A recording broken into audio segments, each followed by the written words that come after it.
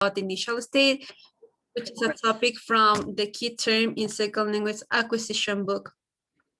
So first of all, we're going to start by defining what is the initial state. So the concept of initial state refers to the starting point of the second language learner. It means the unconscious linguistic knowledge that they bring in order to acquire another language. So when we refer to the linguistic knowledge, we can mention that the knowledge that we have about a language. So as the prof said the last week, all of us, we have like a linguistic knowledge. In our case, as Spanish speakers in Spanish, but in different levels. So when we talk about the initial state, we can mention two basic positions or hypotheses, but today we're going to be talking about two of them and another one. So it means three of them. So the basic positions, the first one is that the learner transfer all the properties that they have in their first language at the outset in order to acquire a new language. This is called the first language initial state hypothesis. So it means that this person, this learner is going to use all the properties or the knowledge that they have about their first, their mother tongue in order to acquire another one. The second hypothesis is that the learner begins with a universal of language. So it means that there's no transfer here. There are some other hypotheses as well, but they are some like derivations of those two ones. Something that is pretty important to mention in here is that under no scenario, anyone or any theory or framework believe that the learner comes to the task of acquiring a new language as a blanket slate. Everyone believes that something is there at the beginning of a second language acquisition. The question in here is what and how. So the first hypothesis, the first language initial state, which is called the full transfer. So this theory relies or believes that at the very beginning of acquiring a second language, all the properties from the first language are transferred into the second language acquisition. Under this scenario, a learner assumes unconsciously that the second language is just like their first language, just like their mother tongue. And this is commonly referred like a full transfer. So in here, the job of the learner is to replace the first language properties to the second language properties. So here we have that Spanish is called by linguistics as a null subject language. It means that in Spanish, we can easily drop the subject in a sentence. For example, we can say, canta despacio. So we as Spanish speakers, we can create this sentence and it is completely okay. And the listening can infer that we are talking about he or she. Whereas English is called as non-null subject language. It means that in here, it is not allowed to drop the subject in a sentence. So if we said things slowly, it is not like pretty common. It is not okay in English. So this is basically what is null subject language. We can drop the subject. In non-null subject language, we cannot drop the subject. Here we have an example. In Spanish, we have a conversation. For example, María, ¿conoces a Juan? Julieta, sí, habla mucho. So as Spanish is a null subject language, we are dropping the subject. And in English, Mary, do you know John?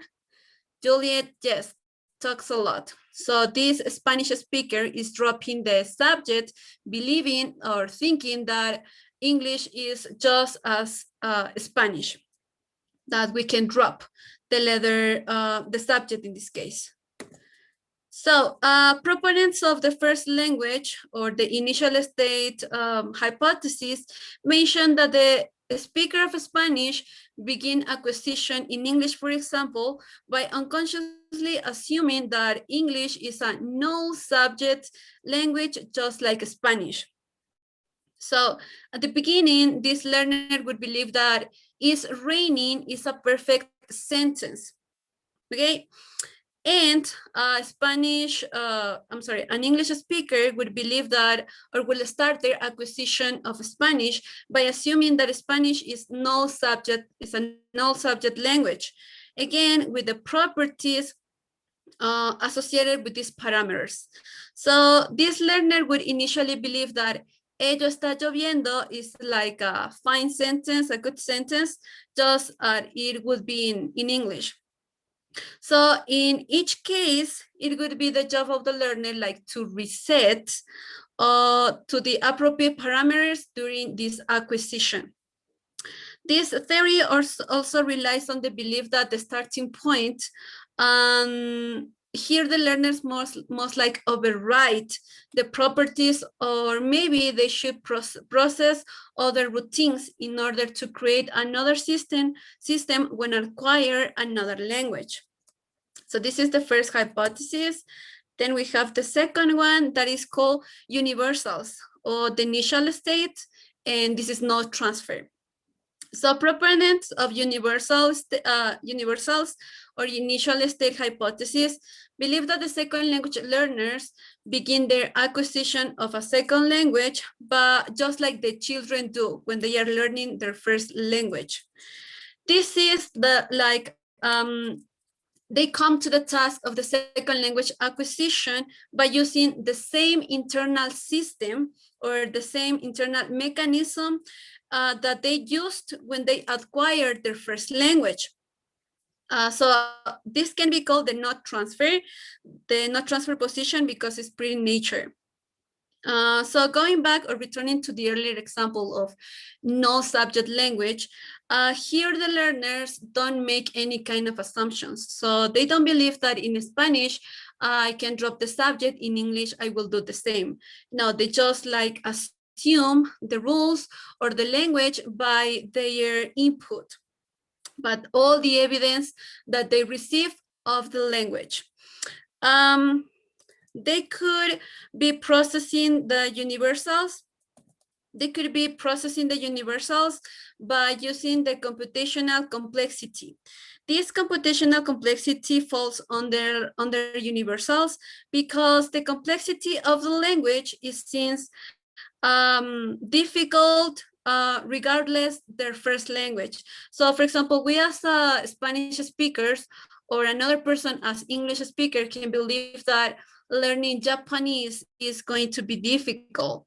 And we don't rely on if I speak English or he speaks Spanish, for example. We just think that learning Japanese could be difficult. So here we have the two main hypotheses, and the next one is like in the middle, which is called limited or partial first language transfer. So as its name said, there's the first language transfer, but this is like really limited. Lexicon and syntactic properties are transferring here when acquiring a new language. In this hypothesis, it is predicted that the learner would make like very limited first one influence errors. For example, when talking about words, positions, or word orders. So the most important here is, or the theory says that when we're talking about limited or partial first language transfer, the only thing that is transferred is the lexicon and the syntactic properties. And here I have my my question. How do you think that your students acquire English? By full transfer, not transfer, or partial transfer? Taking into account that full transfer is when you take all the properties from the knowledge that you have of your first language when acquiring another language. And not transfer is when you just assume by input. You just learn by the input that you receive. And partial transfer, when you just Learn, I mean, when you just use the lexicon and the syntactic properties of the first language.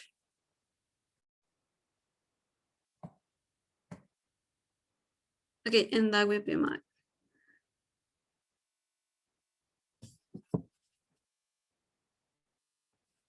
So what do you guys think?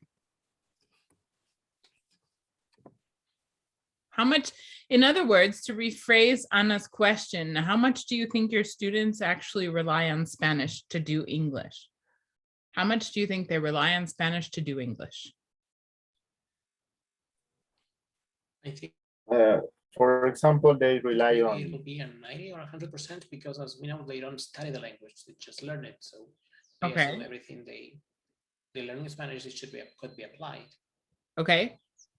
Marlon, what were you saying? Yeah, I was saying that, for example, they rely on Spanish when they try to imitate the grammar structure from Spanish into English. And for example, in Spanish, sometimes we don't pronounce and what do they say, pronounce, and they do the same in English. Okay. Other thoughts? How much do they rely on Spanish?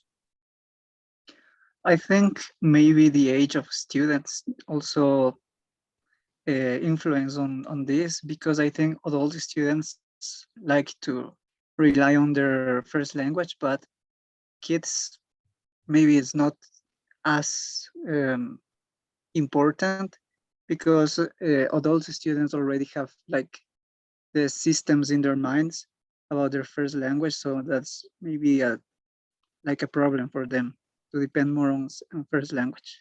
Okay, is there something we can do to reduce this? What do you guys think? As teachers, is there something we can do to reduce this? The dependence on the first language? Maybe with the input that we can give to the students,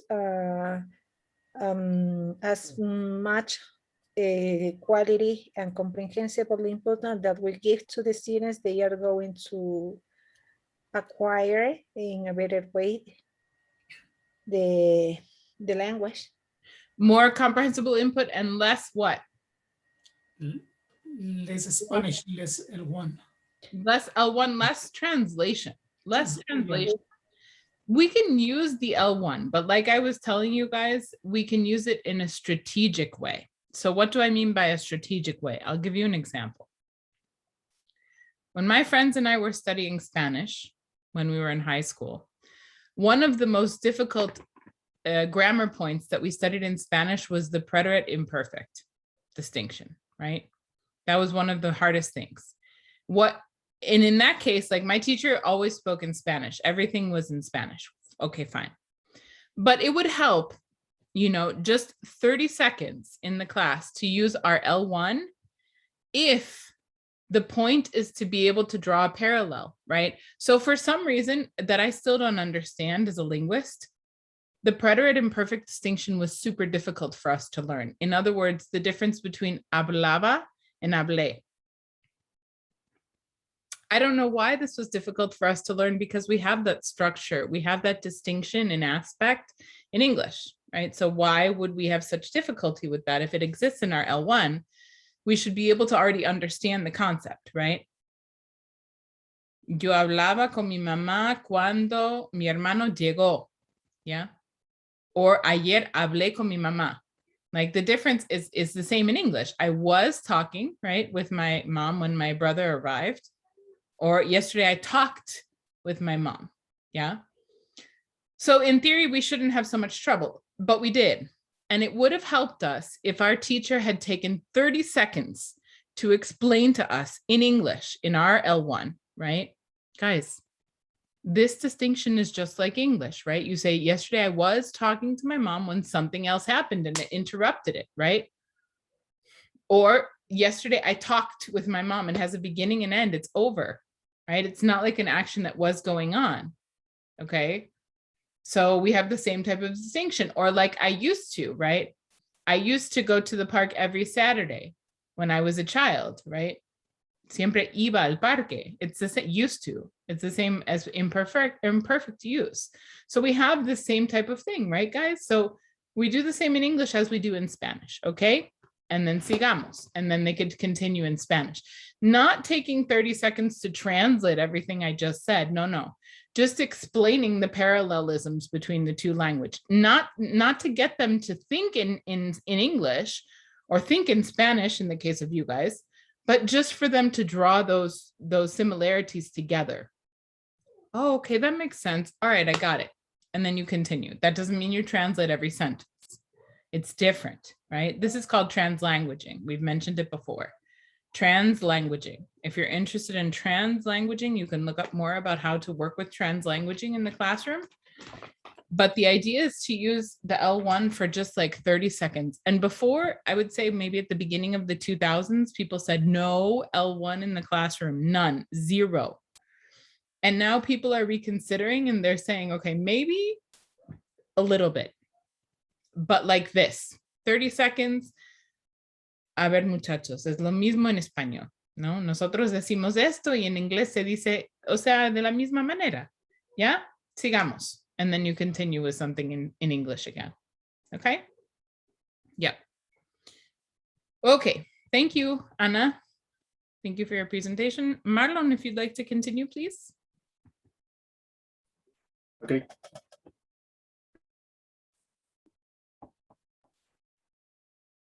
Okay, good afternoon, everyone. I am going to talk about this topic. And the topic is, can L2 learners become native-like? So I guess that every time you, for example, when you're talking with someone who speaks English and you have the curiosity, maybe the accent, maybe the dialect, you know. So here comes this question and you ask him or her, where are you from? Because you don't know if it is native or non-native. So in this part, we're gonna see these 3 points that says L2 cannot develop native-like ability. Another part is L2 can develop native-like ability, and L2 develop a native-like underlining competence. So what is all these 3 parts? The next one. Okay, so L2 learners cannot become native-like.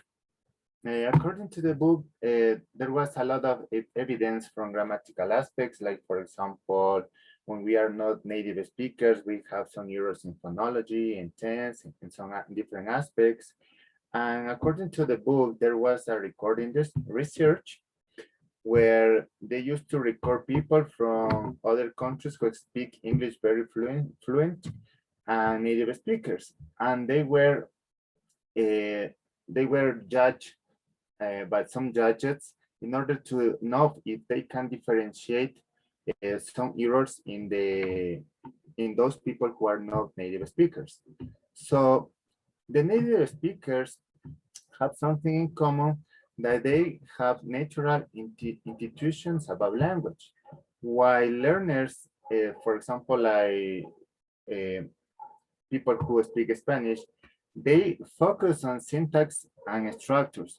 For example, when they are listening or reading something, they inside their mind, they are maybe thinking about grammar structure. So this could be a good difference. And what was the result of this research? That few native-like speakers demonstrate native-like underlining competence.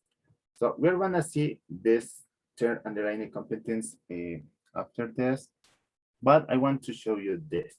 This researcher, Copetiers, I don't know if it's pronounced correct, 1987, they tested very advanced learners of French L2. And he made a research in people who speak French. And he discovered that native speakers, according to other speakers who are learning to speak French, they have morphological, syntactic, and semantic errors when they speak in French. So also in this research, we noticed that there are considerable differences in syntactic properties when people are trying to learn another language. This part is kind of interesting, really interesting, I mean, about James Flake. this guy talked about pronunciation, and he mentioned this, that when you are children, you can have a better native accent or pronunciation. So he mentioned that if you are adult or you are an adolescent, he doesn't say that you are not gonna sound like a native speaker. He mentioned that maybe you're gonna sound like a native likeness speaker. So if you, for example, you say, okay, I am an adult or I am an adolescent, I am never gonna sound like a native speaker. No, this is not right. We have some possibilities. Another part is this one. L2 learners can become native-like speakers. In this part, we were in the book, it refers about Theo Bongaretz and his colleagues who have produced a number of studies. And for example, remember when I told you the record that they used to do with native speakers and non-native speakers. So for example, this guy said that in this record, if you actually are in this record, it's because your English is very fluent. And if the judges in this recording, they cannot differentiate you between a native speaker and non-native speaker, it's because your English is very good. So obviously you sound like a native speaker too. Next one. We have this, another researchers, White and Genitz in 1996, they mentions that non-native speakers can have language institution. What is this language intuition? Is, for example, when you have the ability to understand another people without the necessity that, for example, say, okay, I'm gonna find out this word in the dictionary. No, you just know what the other people is talking about because maybe you have the previous knowledge or because you have lived in an environment related to the English. For example, if you have a lot of years living in the United States, you're not gonna have the necessity to find out some words in the dictionary because you're gonna be able to understand maybe not everything, but maybe just a 90% of what other people is saying. This one is interesting because it says that L2 learners can achieve native likeness in some domains. So for example, this research was developed by Donna Lardier, who has made an experiment with her friend, and her friend was named Patty, and she was from China. So I'm sorry, guys. So what Donna said, she said that her friend speaks English for 20 years.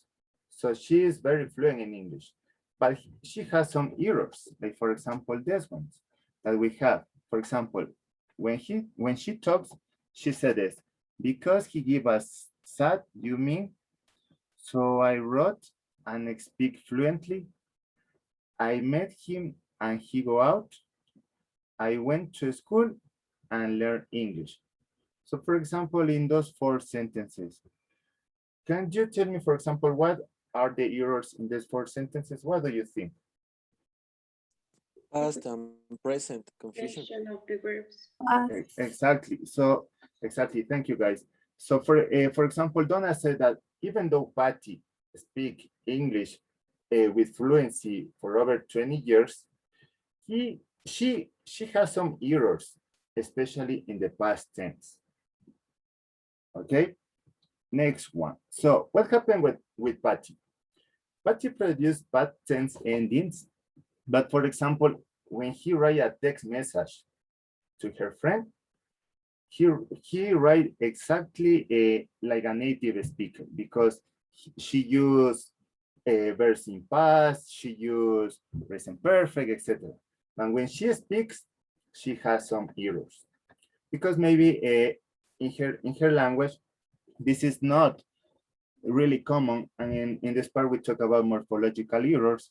and also final cluster. That, for example, we said that maybe in China they don't have this sound T or D, especially when they talk about verbs in the past.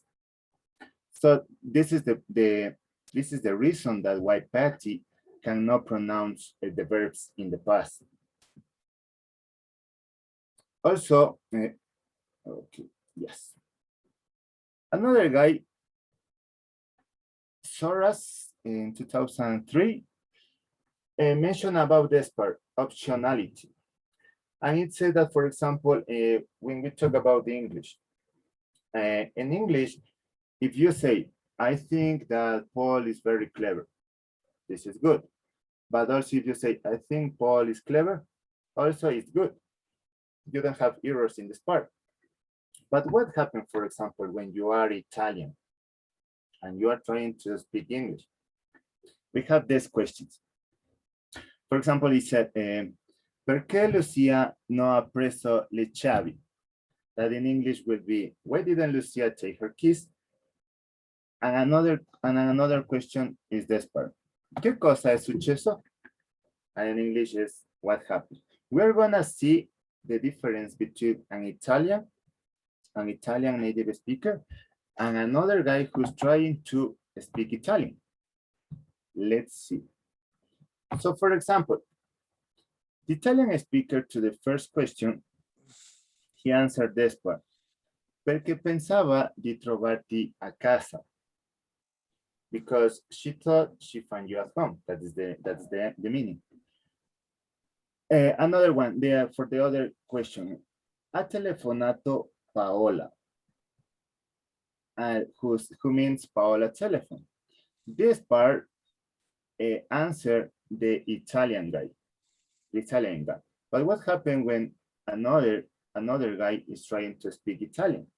He said, perché lei pensava di trovarti a casa because she, and this means that because she thought she find you at home. What is the difference between this part and this part? What do you think? What's the difference in this part? What is using the guy who's trying to speak Italian? What's the difference between with the other guy who is Italian? There's this word lei. Exactly. So is this word, thank you, Irving. Is this word lei that in Italian is she. So as we in English always use pronouns, so he tried to use always pronouns in Italian too. And in this part, he has Paola ha telefonato. And contrasting to the another part, we have that ha telefonato Paola, but the guy who is not native speaker, he changed this part into the subject. Because in English, we used to say this part too. So this is the big difference between a native speaker and not native speaker.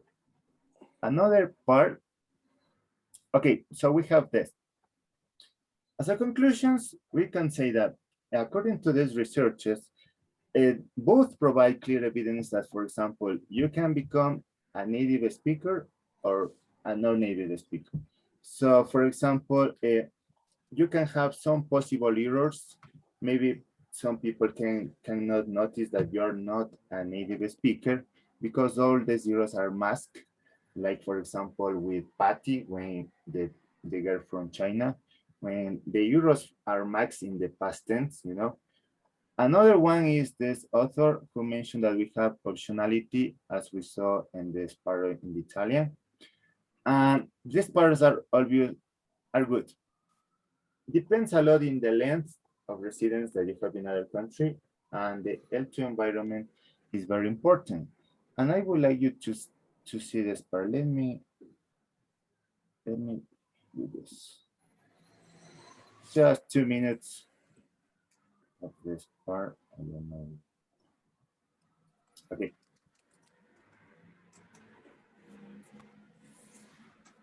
Just about 2 or 3 minutes, no more. Again, I'm with these three friends, and I sit with them, and let's say I serve them tea, and I ask the American, "Would you like a biscuit with your tea?" And if he answers in the affirmative, he might say, "Uh-huh." And I can ask the German, do you know what tea this is? And they'll say, mm-hmm.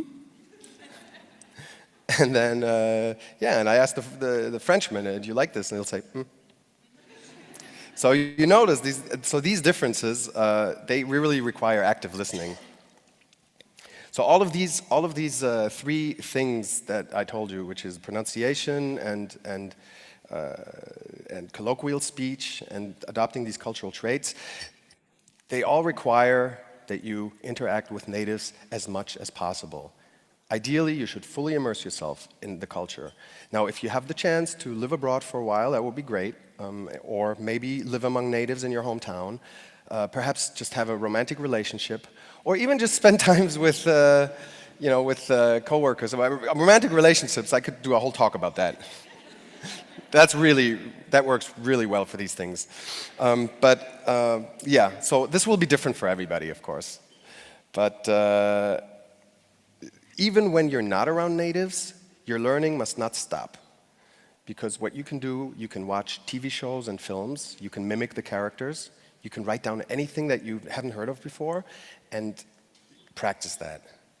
I also want to encourage you to learn the lyrics of songs. Songs are really great because they tell stories, and they don't not only help your pronunciation when you sing them, but they also, if they're emotional, they can anchor these expressions into your active vocabulary. And it's like speaking all day and really using these expressions unconsciously. It's a great way. So music, definitely. The other thing you need to move towards native speaker status is the right mindset and a belief that if you sound like a native, express yourself like a native, talk like a native, and act like a native, you will actually achieve a native-like level. So guys, I wanted to show you this video because I always are listening to my students and they say they don't have the opportunity to travel to another country, and that is the reason that they don't speak English. So, but we can see that we have another options in order to achieve our goal. And finally, my question is this one. Sorry. Do you think L2 learners can become native speakers? And if your answer is yes, what would you do as an EFL teacher in your class? So what do you think, guys? Thank you. Right. So what this chapter did basically was to present three distinct perspectives, because the results of research show three distinct things. That non-native speakers can become native-like with native-like intuitions and all that stuff, that non-native speakers can't become native-like, and somewhere in between.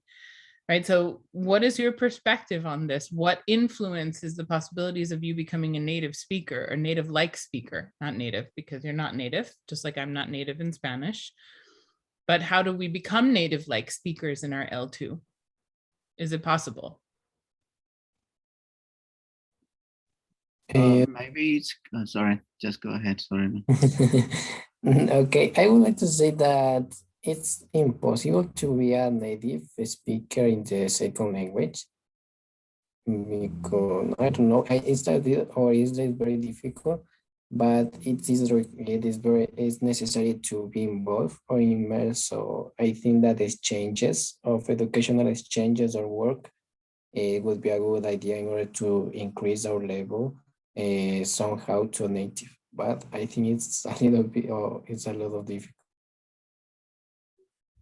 Okay. Any other comments?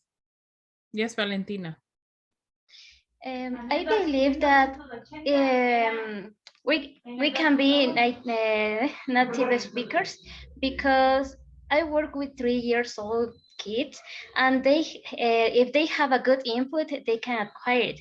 And I have seen that in their homes, because one of the families actually use the second language English at home, and one of the girls most of the time is speaking English, and she confused between Spanish and English.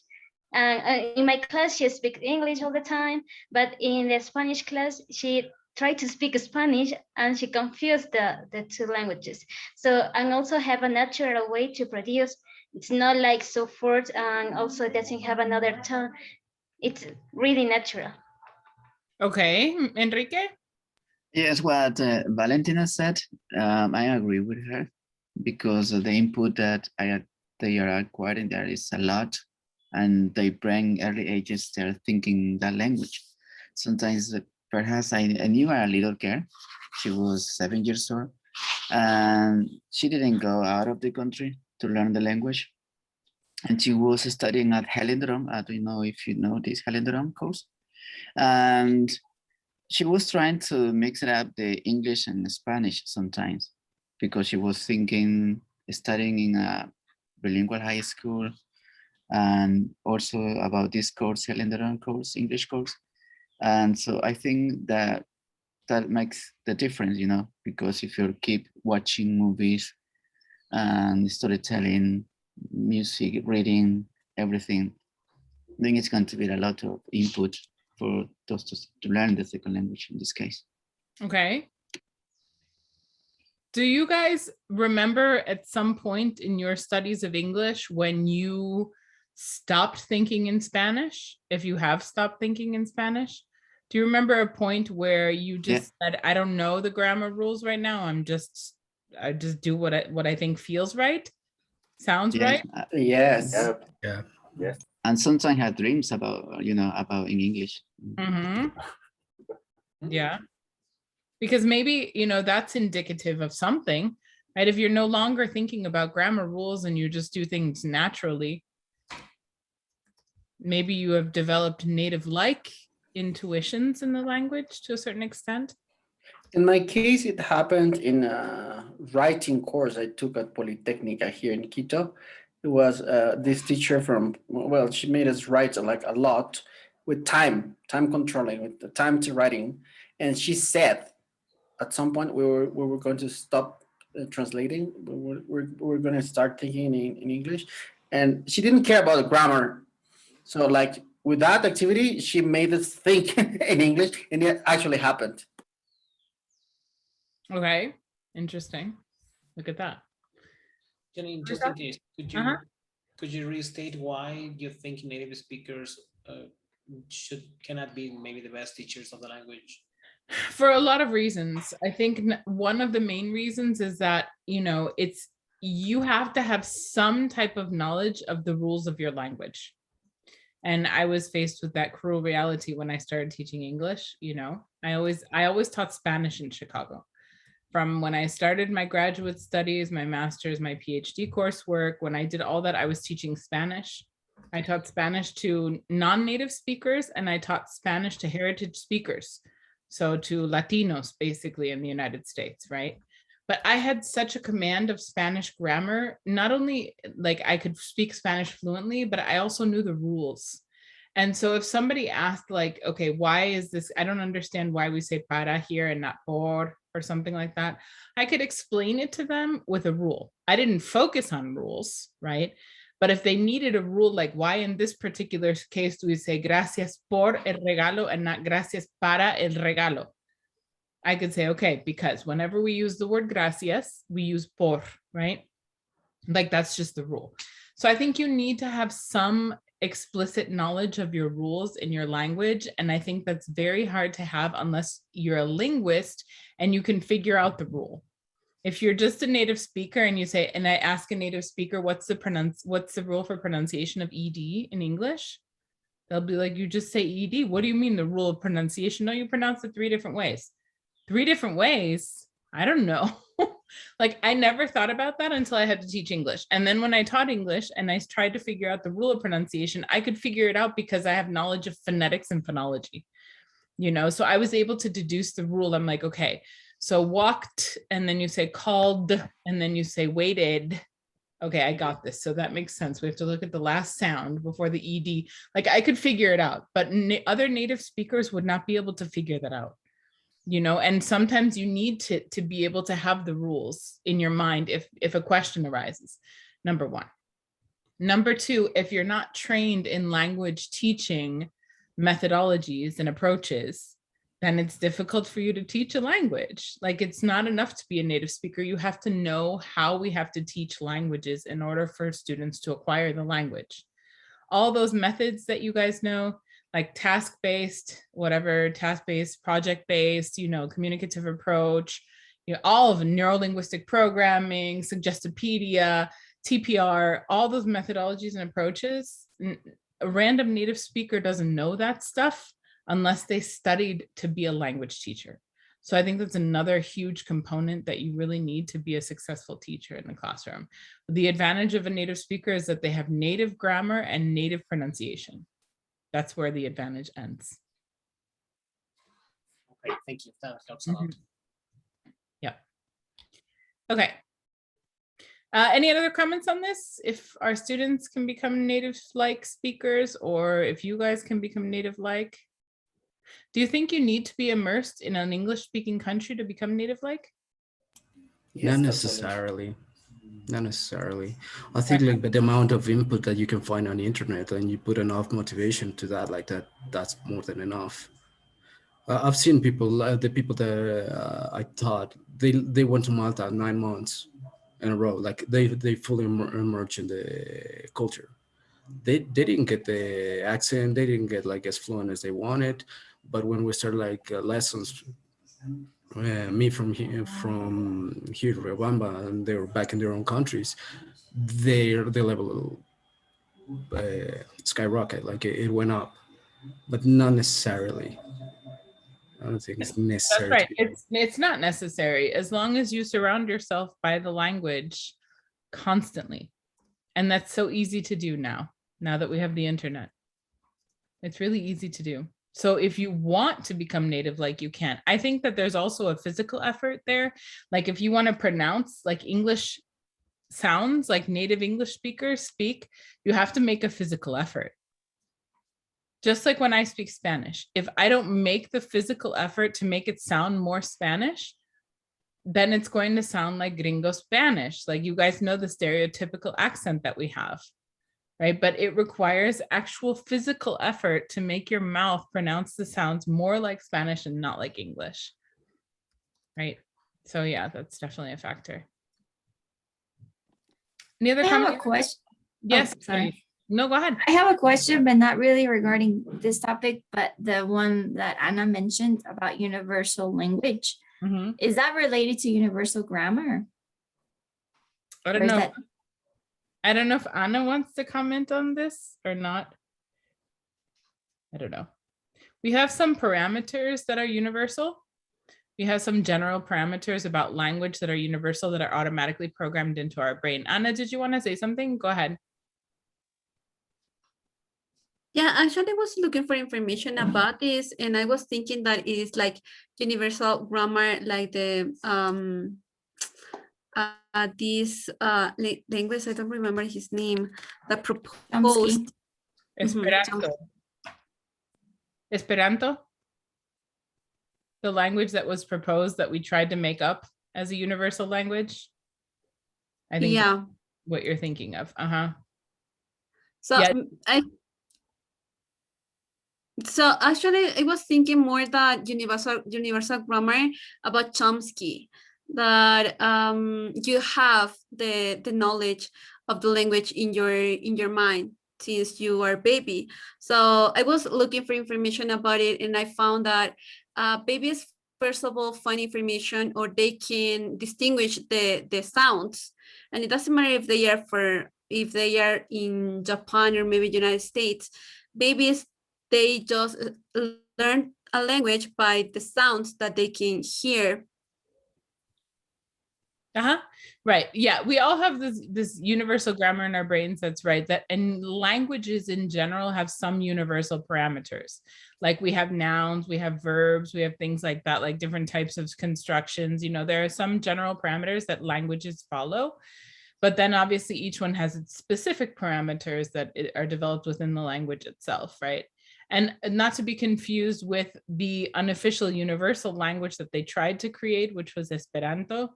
I don't know if you guys remember that. That was like way back a few decades ago. Yeah, it failed miserably, obviously. And why did it fail is because humans cannot simply create and impose linguistic things. We can't just say you have to speak this, you have to speak like this, you have to use this. It's very difficult because humans themselves control language, not some type of entity or academy. So it's very difficult to impose a new language, a universal language on people and make them speak it, because language is so strongly connected with identity too. And like Esperanto was just a project waiting to fail. I mean, English is the unofficial universal language, right? The lingua franca of the world, basically. Yeah, so trying to create a language was obviously not working. Yeah. Okay, anything else about this? All right, let's see how this works. Let's see how this works. I want you guys to please, I'm going to put a link in the chat and I want you to click on it. Okay. Can you please click on this chat and somebody share your screen with me to show me what you see?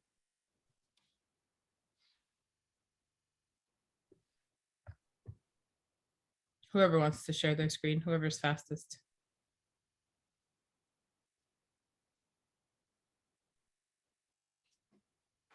Okay, good. Okay, so here's what we're gonna do. Thank you, Anna, you can stop sharing.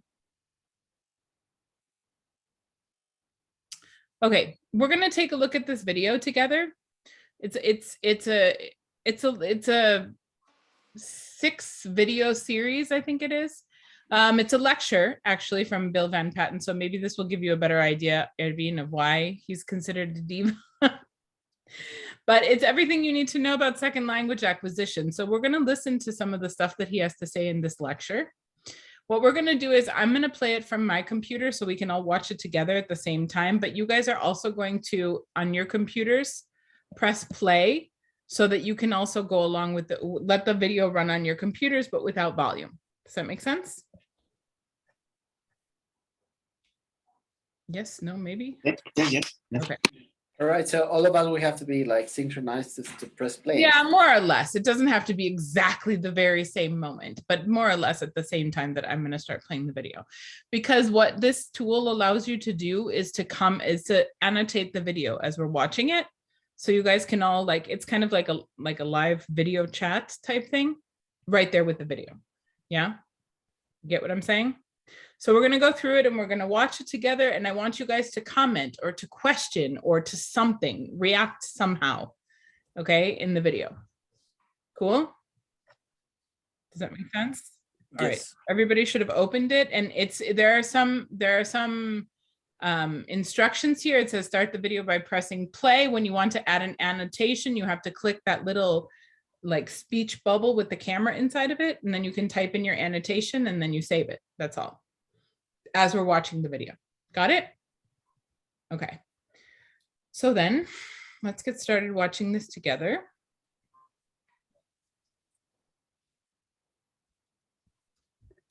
Okay. Okay, so are we ready? You guys could just maybe mute your videos somehow I'm gonna play it now. Ready to get started?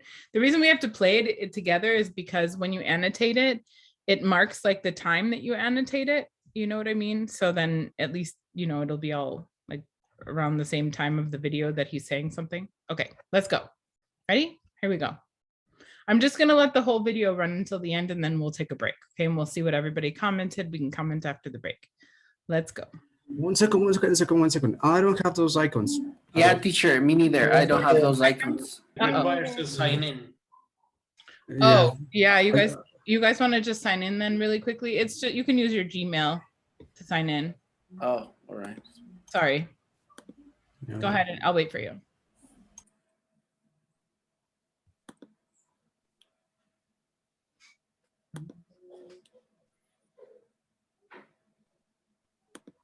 The Facebook option doesn't work, just in case.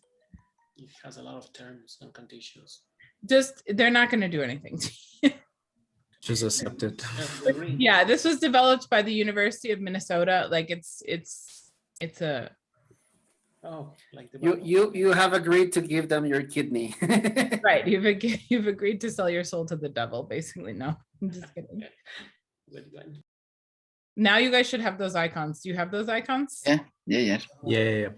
Okay. The rest of you, if you're still signing in, it's okay. You know, just take your time to sign in and then we'll just get started. If not, if everyone's not coordinated, it's no big deal. It's not the end of the world. We'll just do the best we can because this is supposed to be like an individual activity, but I want to do it as a class. Okay.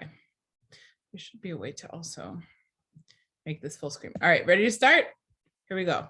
3, 2, 1, start.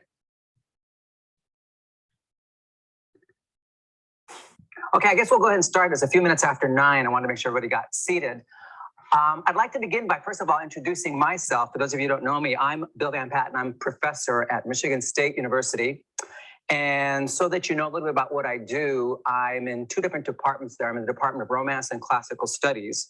I'm also in the department, well, it's actually a program within linguistics and Germanic languages. It's a program called Second Language Studies, which is a doctoral program for research on language learning and language teaching.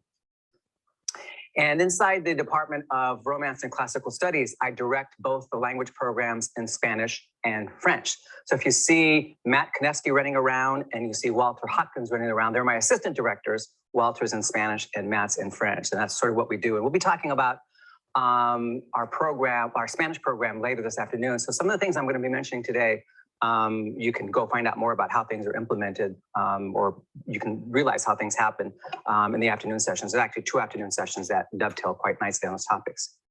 Okay, our topic today is what everyone should know about second language acquisition. And this is kind of a facetious title because who am I to say what everyone should know, right? But I thought of this title because of the theme and purpose of the Maiwala conference this year. Oh, I'm sorry. I didn't mean to do that. I didn't know it was going to pause it for me too. I was just going to type a question in here for you guys. In a teacher, I think it's quite impossible to lower the volume in our videos because really, yeah, it can. Yeah, so I think we have to see only in your video. I think. Yeah, but maybe. And maybe we come. But then how are you guys going to comment on it? And on the Zoom chat, maybe. Oh, but then it's no fun. Because it doesn't work. Yeah, but it doesn't work. We have like the double sound. Okay. Maybe you have to share it with us. Sounds like echo here all the time. You're listening to us and it's not working properly. Okay. Never mind then. I've done this once before and it worked. All right. Well, then let's just forget that tool.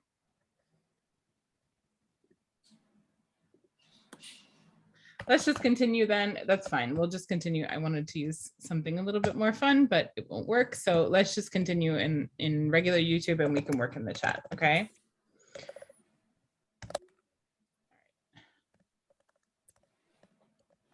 All right, let's continue then here.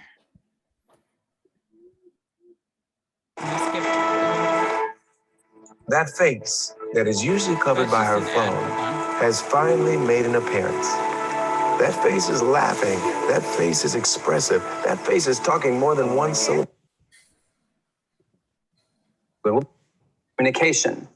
And this year, which is lines of communication.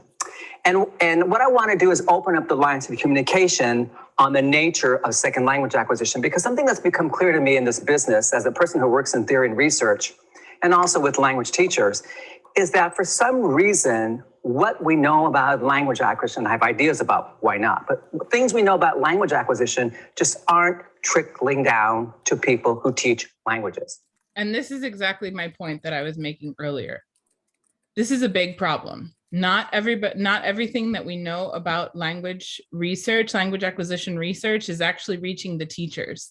And it's a big problem because we know lots of stuff, but nobody's like getting informed about this stuff. And that's why I wanted to give you guys the option for the first time to actually make a video to inform other teachers about this stuff.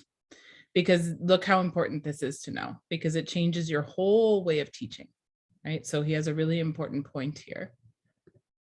And they're not making their way to commercial publishers. They're not making their way into the mainstream zeitgeist of the people who are actually engaged in language teaching. And we can talk later about why that might be so.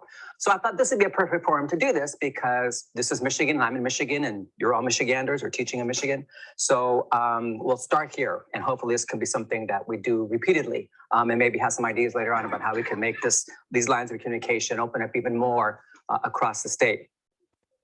Now, my purpose is to provide you some up-to-date thinking from both theoretical and research perspectives. And I want to underscore research or empirical perspectives because this is not just what we think or our best guess.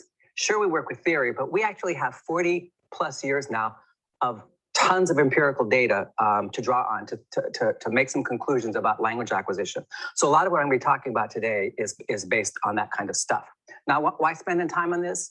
Well, because as Sandra Savignon once said to me years ago when I was a young assistant professor, there's nothing better than, there's nothing more practical than a good theory, which she borrowed from, of course, somebody else in science.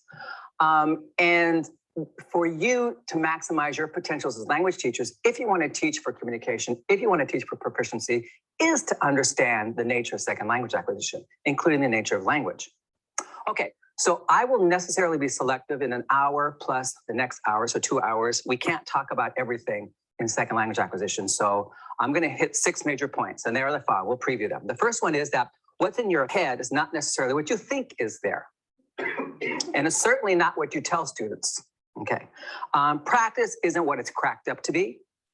Communication is distinct from mental representation. And in the second, those are things we'll touch in the first hour. In the second hour, we're going to talk about that you cannot automatically blame the first language for what students are encountering in terms of non-native likeness. Language acquisition, failure, success, whatever, isn't always about aptitude and talents in that regard. And in the end, our final wrap up, one of the things we're going to do is bring some things together and talk and say how acquisition is just too complex to reduce it to some simple ideas, okay, we might like to give you, for example. And that in the end, there are no shortcuts to acquisition. Okay, so we're gonna start with point 1. Everybody ready? Okay, this is audience participation part. You have lots of audience participation this hour, next hour. Okay, our first point, as we said, our first topic is what's in your head is not necessarily what you think is there. So we're gonna take a quick test. You're teachers, you like to give tests, now you're gonna take one. Okay, you know that the little suffix re can be added to verbs to mean do again. So for example, like re-record, remake, redo, those all come from record, make, and do. So you add a re in front and you get a verb that means to do again. Okay, so which of the following sentences are possible in English? And just shout out. Don't worry, I'm not going to call on you unless I see you sitting there. Okay, so just shout out. So you just say, yeah, that sounds good, or no, it sounds bad. Or you can go, yay, or you can go, whatever you want to do, just say something. Okay, Barack didn't like the color of the walls in the White House, so he repainted the office. Okay, what do you guys think about these sentences? The first one, Barack didn't like the color of the walls, so he repainted the office. Is that a correct sentence in English? Yes or no? We're looking at repainted. Yeah. Can you say that? Yep. Yes. Yep. Yeah, okay. No, incorrect. Repainted, we can say, that's fine. Michelle ripped up the parquet in order to resurface the floor. Yes. Resurface, yes, we can say. Malia was tired when she woke up, so she reslept a bit. No, I don't think so. I don't think so. I don't think you could say first slept. Sasha petted the dog, and when it wagged its tail, she repetted it.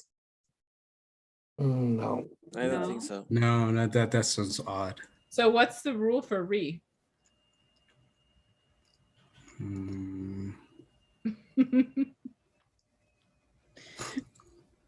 I have no idea. Maybe it's for physical actions, not for mental actions. But sleep, okay, to pet something is physical. Isn't it emotional? Right. No, to pet a dog is physical. It's like this, right? Let's take a look at the video. Yeah. Good sentence, right? Okay, good. Michelle ripped up the parquet in order to resurface the floor. Okay. Malia was tired when she woke up, so she reslept a bit. Don't like that one, huh? Okay. Sasha petted the dog, and when it wagged its tail, the dog's name is Bo, of course, she repetted it. You don't like that? Okay, so what's the rule for the use of re? Why can you add re with some verbs, but not with other verbs? You all did that test just fine, right? Can anybody tell me? Just the way language develops. Okay, we could always say that. You know, why is my card have that knock in it? I don't know. That's just what cards do. No, we have to have better explanations than that. Okay, let's take another quick test. Okay, you get to keep going here. You're gonna love this. All right. Now, we often tell our students, we tell each other that ain't isn't good English, right? Even though little Opie on Andy Griffith used ain't all the time, so did Andy Griffith. And that double negatives are out, okay? We tell our students in English classes, no, we don't use double negatives in English. But I want you to tell me which of the following two sentences sounds better to you. And I guarantee you that one of them is gonna sound better than the others. The first one is, I ain't got none. And the other is, I ain't have any. Which one sounds better, guys? I ain't got none or I ain't have any? The second. I got none. The first one. The first one. The first one. The first one sounds better to me. But what's the rule for the correct use of ain't? Once I read that the ain't, it is used for the verb to be as well as the verb have. If it is okay. Okay, let's see. Boy, your reaction to that second one told me everything, right? You like the first one better, don't you? Okay, even though you might say, oh, we can't use ain't, we can't have double negatives. If you're gonna use ain't, you gotta do it the first way. You cannot do it the second way. So my question to you is, what's the rule for the correct use of ain't? You as speakers of English have in your heads something that puts constraints on the use of ain't. Even though you might not like it, ain't has a grammar to it, okay? So, and that's in your head. Okay, one final test. All right, here we go. Which of the following are permissible sentences in English? These are questions, okay? So these are about yes, no questions in English. So is this a good yes, no question in English? Does Bill study second language acquisition? Is that good or bad? Is that a good question or not? Yeah. Yep. That's a well-formed question in English. You like that sentence? Made you think a little bit more, right? Okay. Now, does study Bill second language acquisition? No. Grammatical or not grammatical? No. No, it's incorrect. No, incorrect. Don't like that one. Okay. Now, studies Bill second language acquisition? No. No. Don't like that one? What? Some of you are still staring at the sentence. Why? That should have been an immediate no. Okay. So what's the rule for yes, no question formation in English? But before you answer that, what about Spanish? Is this a good sentence in Spanish? ¿Estudia bien la adquisición del lenguaje? Yes, it is. It's correct. Yes. How about this one? It's right. ¿Hace bien estudiar adquisición del lenguaje? No. No. Yeah. Only if you mean he's making somebody else study, right? Okay. So on the one hand, in English, this sentence, studies Bill, is out, but in Spanish, estudia Bill is perfectly fine to make the same yes-no question. So to answer the question, what's the rule in English? You're automatically telling me in some implicit way that you know what the rule is in Spanish for making yes-no questions. Do you have that information handy for me? Yes, yes. You think you do, right? Okay. You don't, unless you're a linguist, and maybe you do. Okay, so we're going to see in a minute. We're going to come back to you. Keep in mind that these are all native English speakers he's speaking to. That's why he says you don't have the rule, because they're native speakers of English. You guys have the rule because you learned the rule, right? But these are native speakers, so it's a different situation. Yes, no questions in a minute. I'm going to warn you that some parts of this first session about what's in your head are going to get a little scary. You're going to freak out. You're going to look at a couple of slides and go, what the? But I will walk you through them. Okay, but we have to get those out of the way in order to talk about some other things. The point of what we're doing in this little demonstration, our test, is that what every speaker or knower of a language creates in the mind or brain is an implicit and abstract system, or some implicit abstract representation of language. Now, this abstract representation bears no resemblance whatsoever to rules as we commonly talk about them. So you might come up with rules for rules for ain't, and rules for yes, no question formation and think they sound good, but I guarantee you that those rules you're telling me are not the rules in your head. Okay. And what you come up with, or what's in our heads, I should say, this mental representation bears no resemblance to what's in textbooks or what are pedagogical grammatical rules. And we'll see in a minute what I mean. What I want you to think about and walk away from this is that there are no rules to be learned. That's where we're headed with this first point. Okay, what we're going to see is that there are no rules in the traditional sense to be learned. You are not learning rules. Okay, so what's in the head and how does it get there? We're going to go back to yes, no questions. Are you ready? Okay, those little circles are going to come and be important in a minute. Okay, this is where you're going to go, what the? Okay, I want you to assume for a minute that every sentence in a language, whether it's English, Spanish, Japanese, German, or French, has implicit and hidden structure to it. And this structure is hierarchical. Okay, and this structure consists of phrases. There are verb phrases, noun phrases, and other things. Okay, so let's look at what this might be for a very simple English sentence like this. Okay, so Bill studies second language acquisition. What we have here is a syntactic representation for what underlies what we know about language. Now, the part that's in red right here is what we call the lexical part. This is where all the words start before we do things to them. And what's above that is the functional part of the sentence. That's parts of the sentence that aren't lexical in nature, but they have needs that need to be satisfied, which we'll see in a minute. Now, Spanish, the same sentence in Spanish, looks very similar at the beginning. All the stuff that's required lexically is generated in the same part of the sentence, as you can see here. So if you look inside both red circles, Spanish and English basically stick all the words in the sentence in the same spot to begin with. But because there are some functional needs, whoops, now I'm going to draw your attention to the little circles, the little purple circles. There are some functional needs in the functional part of the sentence. Some weird stuff is going to happen to these words to make actual sentences in English and Spanish. So if you look up here under that little C, C stands for clause or complement, because all sentences have this hierarchical structure where this thing called clause dominates everything. There's this little Q, this little T, and that little Q and little T I just stuck there. Those stand for underlying abstract features related to question and tense. Okay, and both Spanish and English have those when you're making questions, yes, no questions. So those Q's and T's need to be satisfied. They're hanging out in there with nothing attached to them. They need something so that this sentence can be good. So what happens in English? Well, in English, we get something interesting going on here. We have to insert a dummy verb in English. And in Spanish, we don't have to insert a dummy verb. A dummy verb in English under the T, which is tense. And now that dummy verb, do or does, carries that T feature with it, and it moves out of that spot and up so that that C can get satisfied. You know, like the Rolling Stones, they ain't got no satisfaction. But now the C is satisfied. It's okay. Spanish is different from English because each and every verb in Spanish automatically carries this T feature for a variety of reasons. Okay. And what happens is nothing needs to be inserted in the sentence because verbs already have this T feature.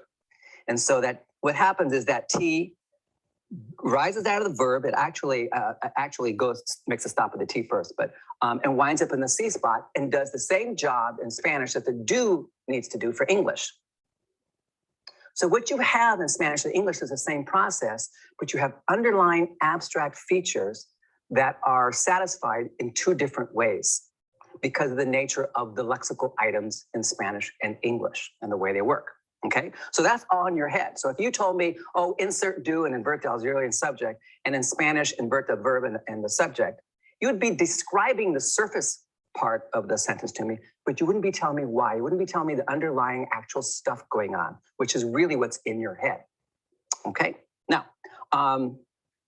so what people have in their heads, what I want you to walk away from this, is they have not rules, okay, but an abstract system consisting of these features and operations that are used to satisfy those features. Plus, they have constraints on how those operations, those processes happen. We're not going to get into any detail because this is not a course on syntax. But what you should understand is much of the information that is grammatical in nature is actually stored in lexical items. You only think of words as just being words with meaning, right? But words actually have grammatical information stored in them. So in English, does has a Q feature, a T feature, it's a plus verb and a minus noun. Okay, it's got the feature plus present, it's got the feature minus past, and we put both those in because minus present minus past means future. It's got third person attached to it. It's got singular attached to it, whereas do only has Q, T, plus V, and minus. It has no other things to it because it's a featureless verb in terms of person, number, and those kinds of things. T stands for tense. Okay. Did has a Q feature and a T feature attached to it. Has a V feature and a minus N feature attached to it, and it's minus present plus past because, as we all know, did is past. And then English studies has its meaning, whatever that, notice how do has no meaning, but studies has whatever that meaning is, open a book, or whatever you want to call that. It has plus present, minus past, third person singular, but it has no T feature attached to it. It cannot carry the T feature. Estudia in Spanish has its meaning, the same thing as studies, but it has Q and T features that are embedded in it. Okay, and it's plus V minus N, it's plus has the other features just like English, but what makes Estudia different from studies are these two underlying features. So what happens in Spanish is verbs can participate in certain syntactic operations, whereas other verbs in English cannot. Is that a question coming up? Yeah. Sure. So you're saying, for example, the sample you provided was slept and re-slept.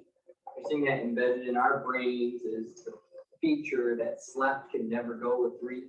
Yeah, and it's actually a semantic feature. It's not a syntactic feature because there are various parts of the grammar. And in the case of slept and re-slept, there are underlying semantic features that prohibit a re on some verbs. Okay, but it's not a syntactic feature. These are purely syntactic features we're looking at. Yeah, but what I want you to walk away with, what I want you to understand is when I'm talking about rules, I'm talking about rules in the classic sense. Because what we really have now are constraints in language. Okay, now let's go on here a little bit. This scenario also questions the reality of paradigms for verbs. So example, a lot of us teach Spanish or French and we go estudio, estudias, estudia, estudiamos, and so on. And the idea is that these paradigms somehow become real to us. Well, are they? What do people really have in their heads, either as native speakers or non-native speakers if they become proficient at language? What they have is this vast interconnected network of words along with their meanings, their inflections, and grammatical information. Okay, so what we have then is and I haven't included all that information on these words. So if we take a word like tomo in Spanish, which means I drink, that has a connection automatically to tomas, which is stored somewhere else, which means you drink or you are drinking. Tomo also has a connection to como, which means I eat. Why? Because they're both about I. Anything that has I embedded in it, first person singular, are all connected in our brain. Okay, so tomo also has a connection to café, because what do you drink? You drink coffee, beer, champagne, whatever. So this verb tomo, and by extension, café is connected to tomas, and any other verb that deals with drink and so on and so forth. And then tomas is connected to comes, because anything that's related to you talking to somebody else, those things are all connected. Okay. Comes is related to como because they're both about eating. Okay. Comes is related to almuerzo, lunch, and cena and everything else. And these are all interconnected.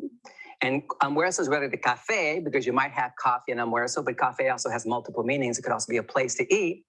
So you have lunch in a cafe and so on. So what you have is this really vast, and I just give you a really simple system here of super interconnected. It's like, think about the World Wide Web with all its connections among computers. That's what your brain is like with words. Okay. And some connections are stronger than others, obviously for obvious reasons. Okay. But they're all interconnected.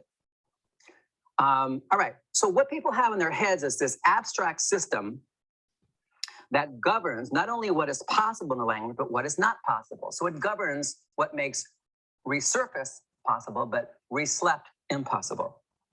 And it also contains a network of lexical entries, all these words, okay, that encode both meaning and grammatical information. There are no rules or paradigms in the classic or traditional sense. And so I'm going to underscore that to speak to your question again.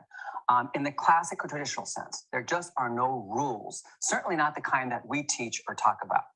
Now, the question becomes, if this is what's in your head, how does it get there?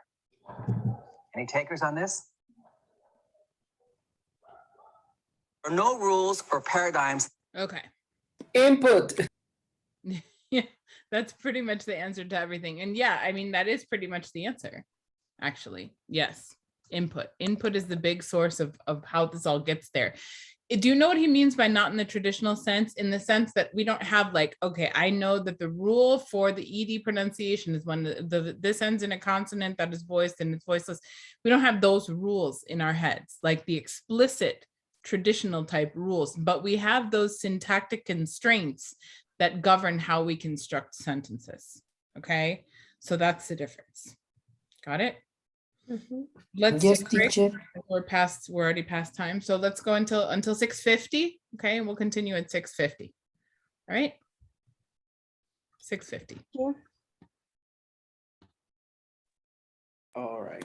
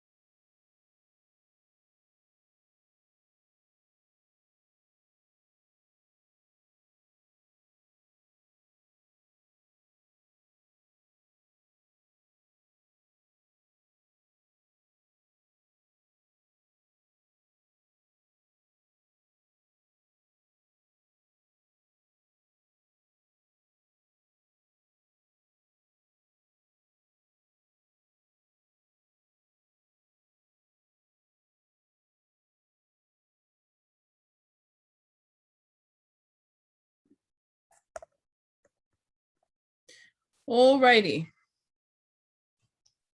Ready to continue? Yes. Still here? Yes, yes. Yes. Okay. All right.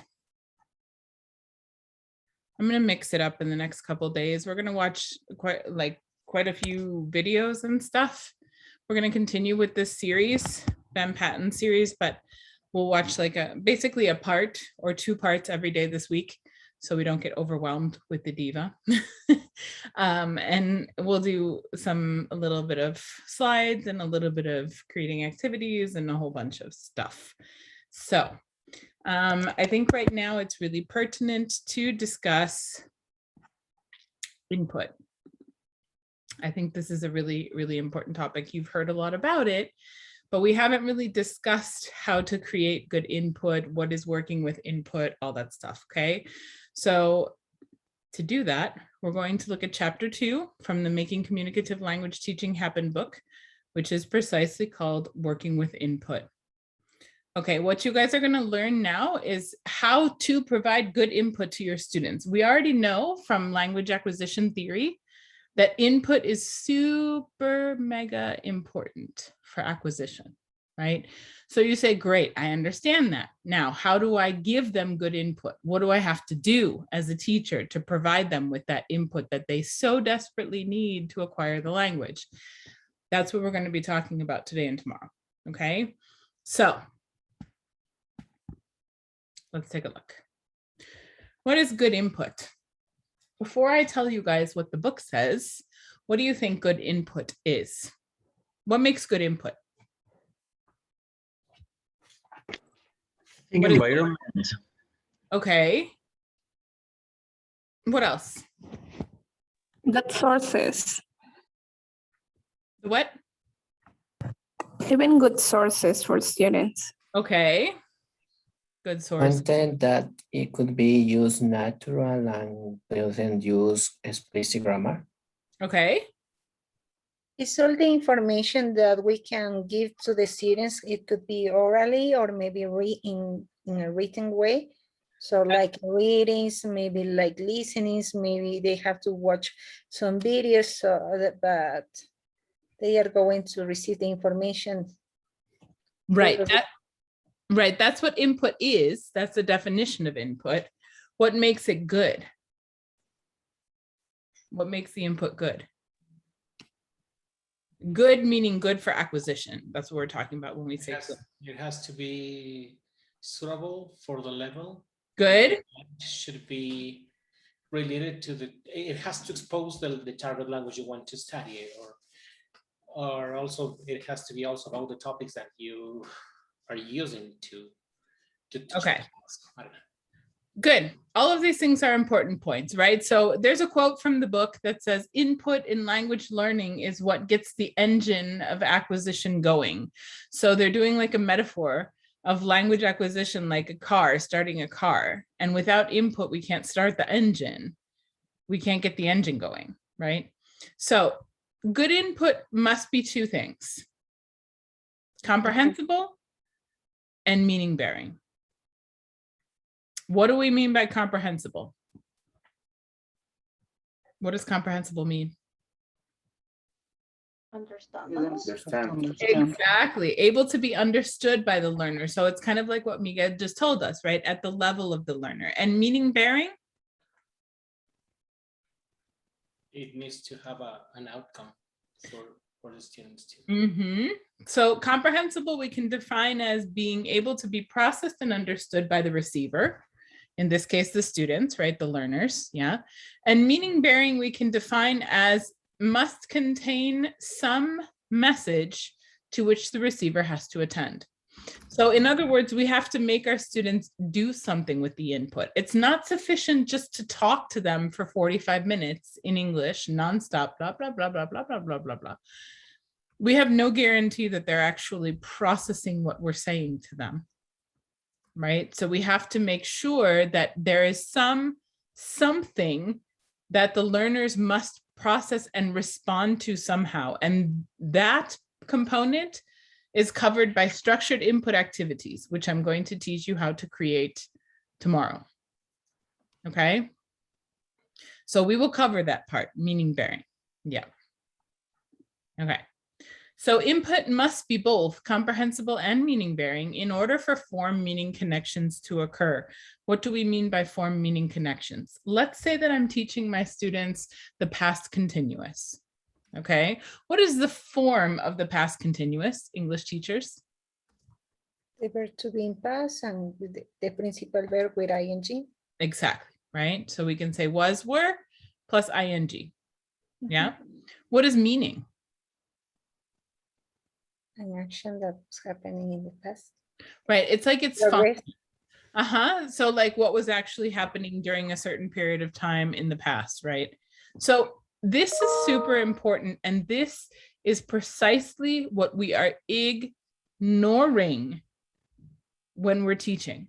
We focus so much on form, like, okay, here's the formula. Here's the way you have to conjugate it. Here are all the irregulars. Here's the negative. Here's the question form. Practice it, write 5 affirmative, write 5 negative, write 5 questions. Right? Yeah. But we're not focusing on the meaning of the language. Mm-hmm. We are obsessed with form and not what it actually means. So much so that we end up doing activities where the students don't even need to process meaning. They don't need to understand the language, like we've seen in those activities. You remember the ones from the audiolingual method? I don't want to sleep anymore. I don't want to study anymore. I don't want to whatever, to eat anymore, to drink anymore. Students don't need to understand what that says. They just replace the verbs, right?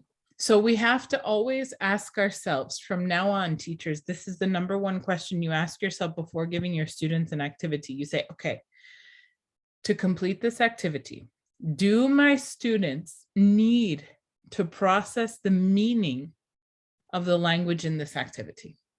Do the students need to understand the actual English in this activity? Not the structure, not the form. Do they need to understand the message in the words in English?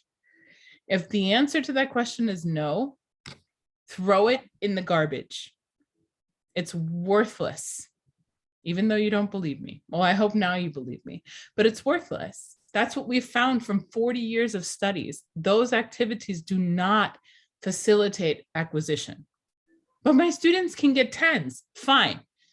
Have them have a conversation with me. They can't. And that's the problem. They can't use the language.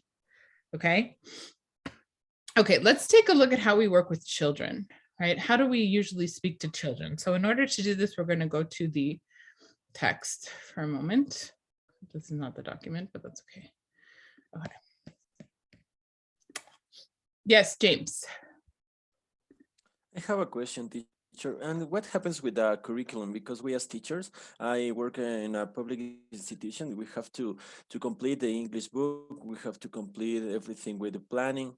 So what happens with that? Because the ideas, I think these ideas are awesome because I teach second grader students.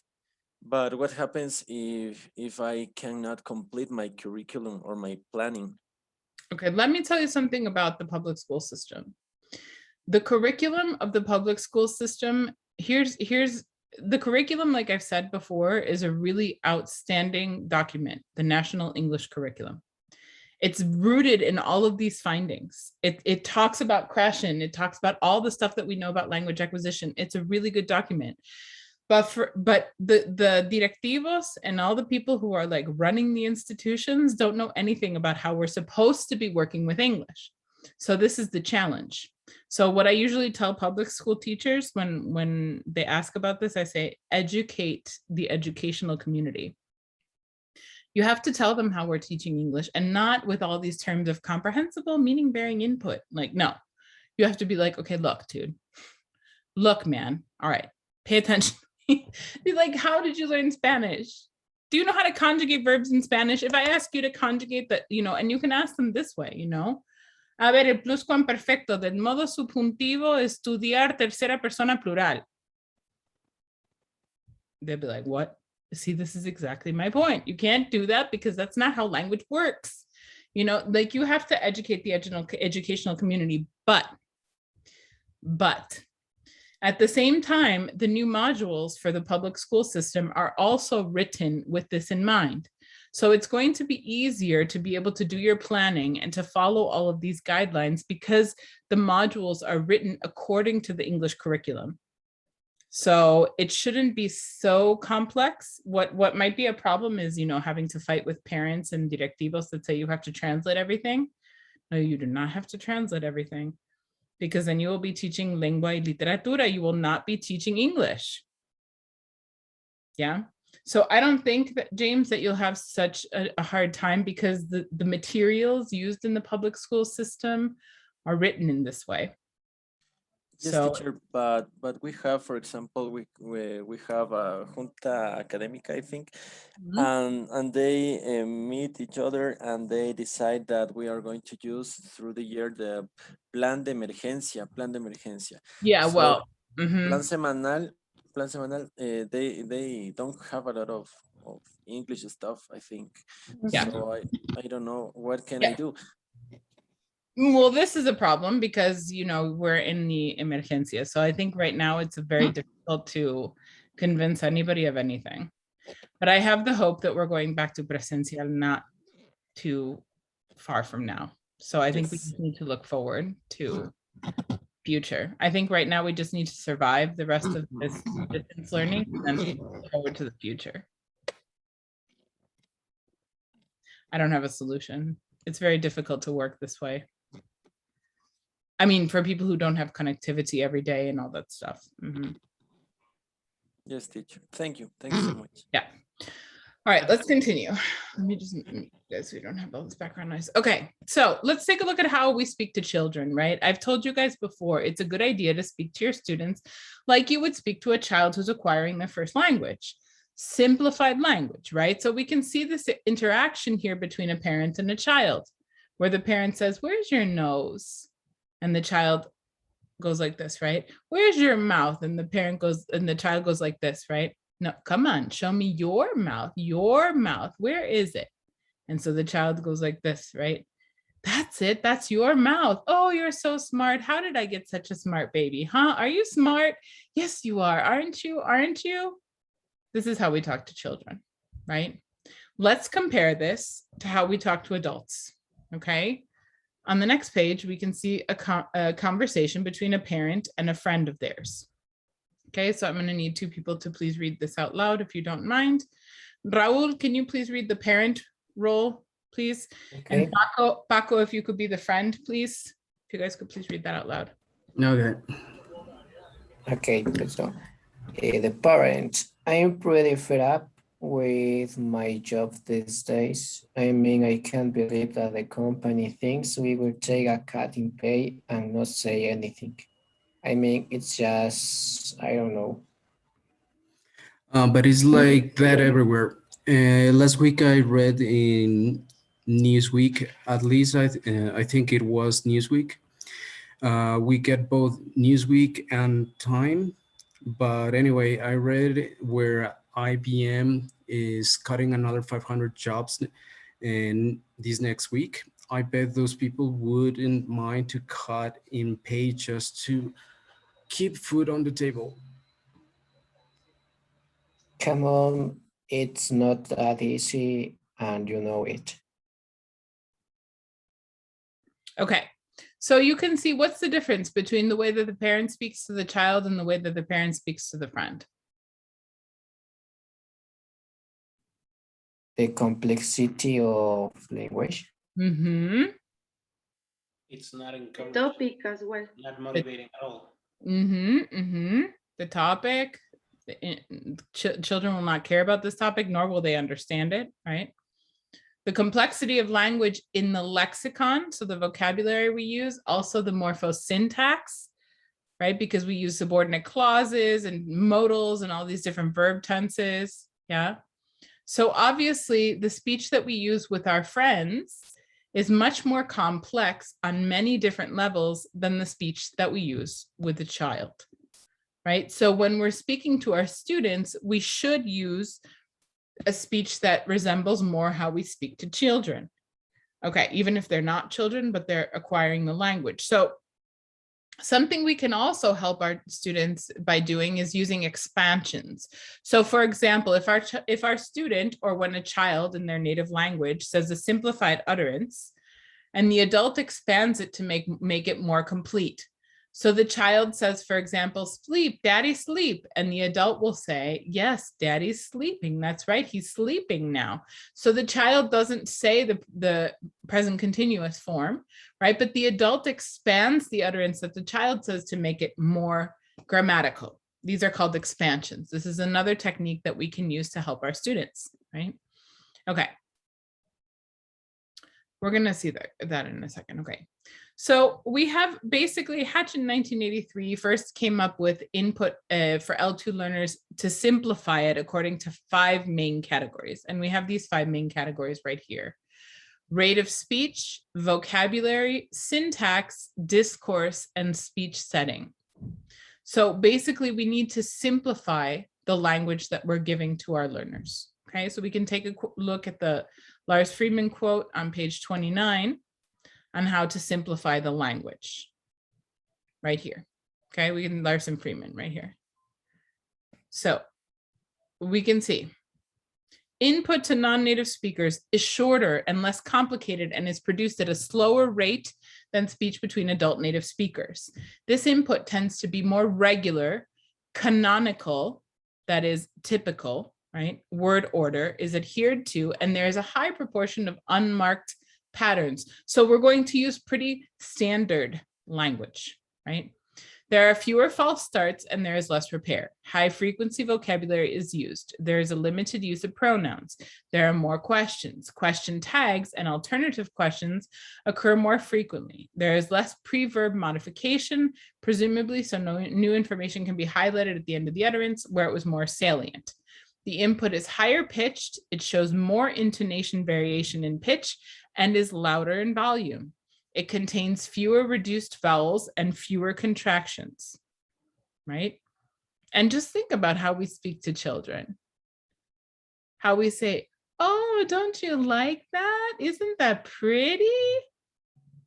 Right? We raise our intonation. We have more intonation variation, like making it like a song. We speak loud sometimes, yeah? So these are all tips to be able to simplify our input. Okay. Yeah.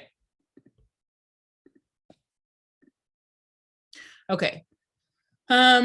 So we can see on page 30, which we're not going to go through right now, but there is simplifying input according to these characteristics enhances form, meaning, connections, which is the base for acquisition. If we don't have our students processing the meaning of the language, we are doing nothing for their acquisition. Nothing. When in your native language have you ever been forced to just conjugate verbs and not understand the language? The whole purpose of you acquiring your first language is for communication, right? Yeah, so it's really important that we get these form meaning connections to happen, okay?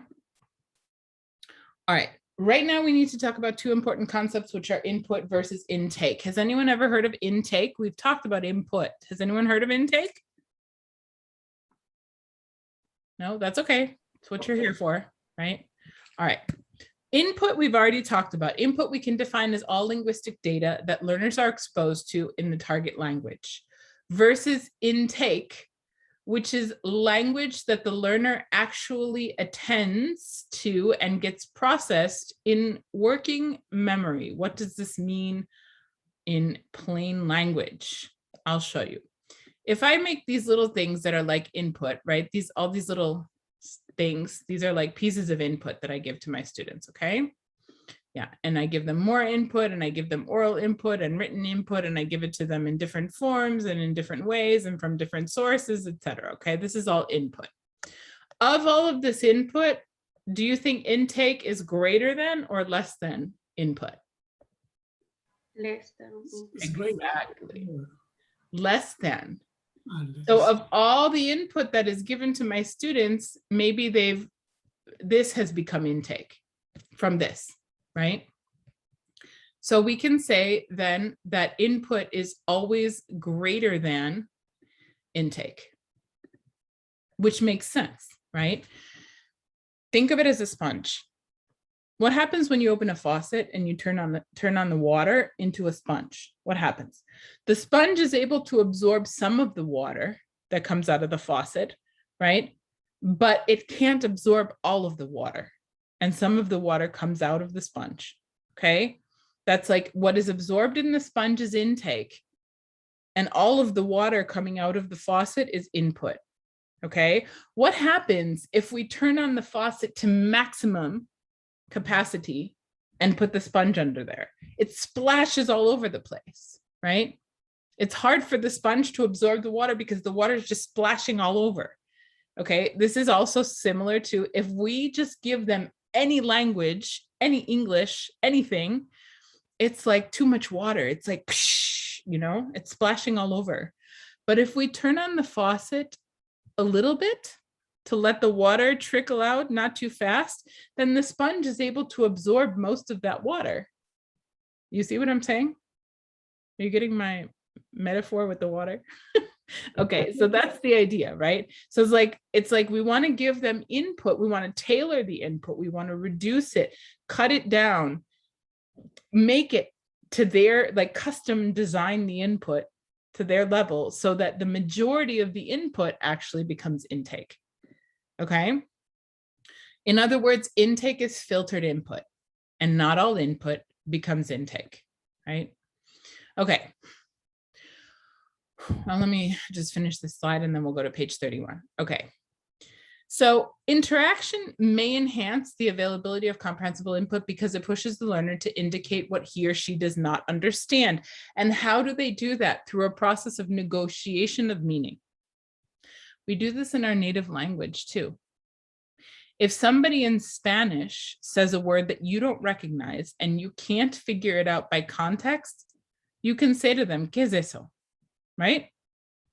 And then the native Spanish speaker will say, oh, es como, you know, like imagine that we don't know what, like, I don't know what jaguar locro is, which I do. Okay, but let's say that I don't know what it is. Yeah, and I say, jaguar locro, ¿qué es eso?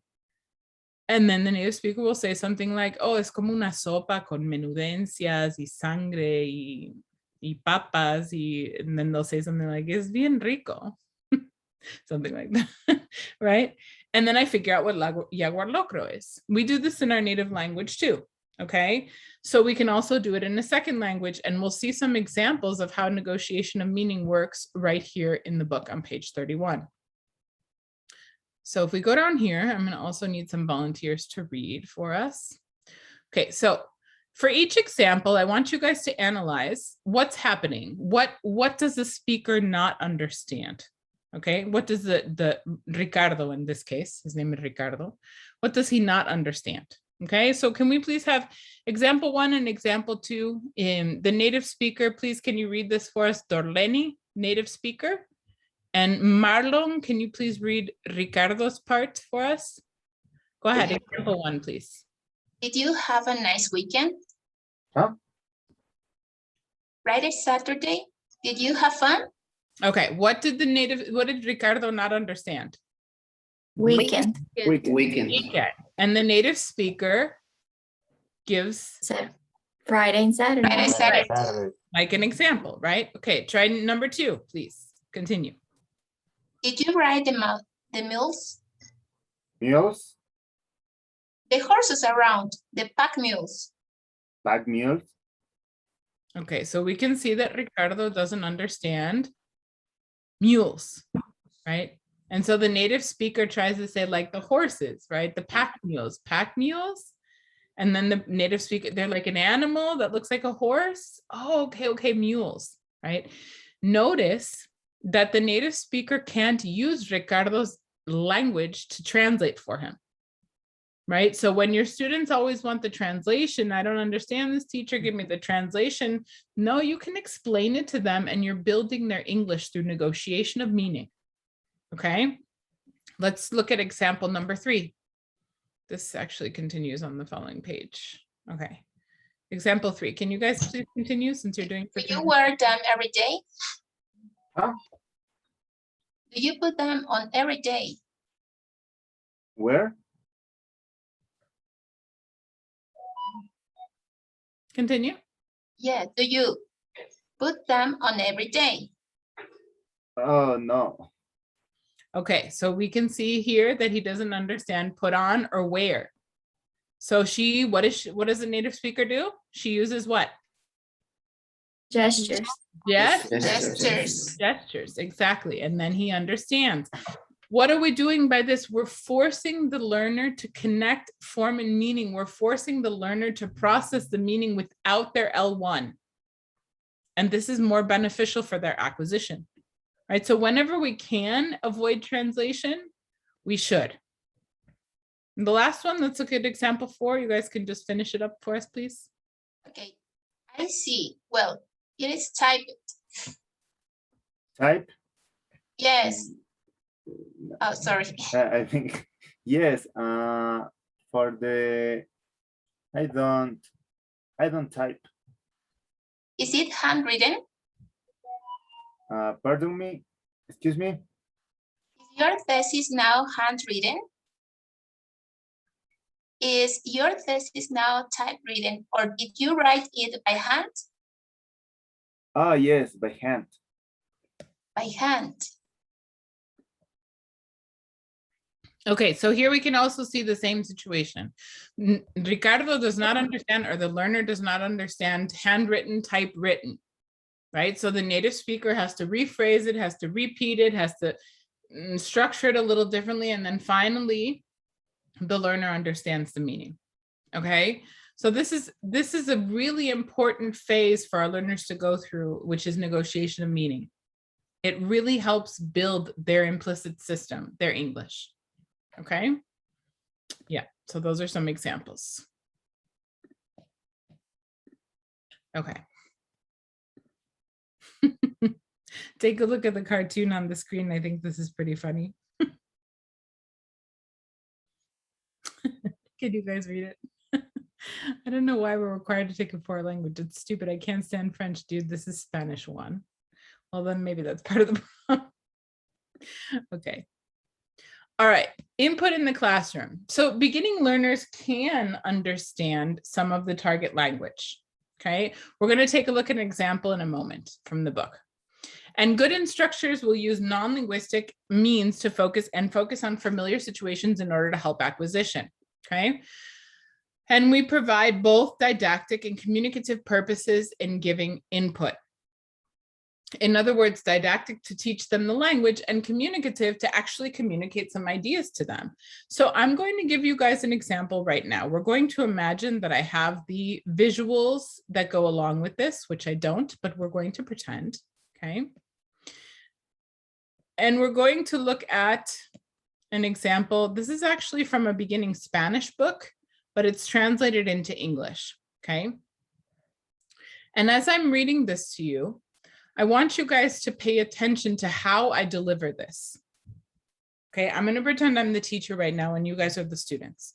Imagine that I have behind me on a projector my family tree. Okay, because the focus here is family vocabulary. All right, you guys are going to pay attention to how I read this. And I want you to tell me what you observe. Okay, got it? Now I'm going to pretend you guys are a first semester English class. Okay. Okay. Today we are going to talk about my family. I have a most interesting family. Here is me. These are my parents. This is my father and this is my mother. Father, mother.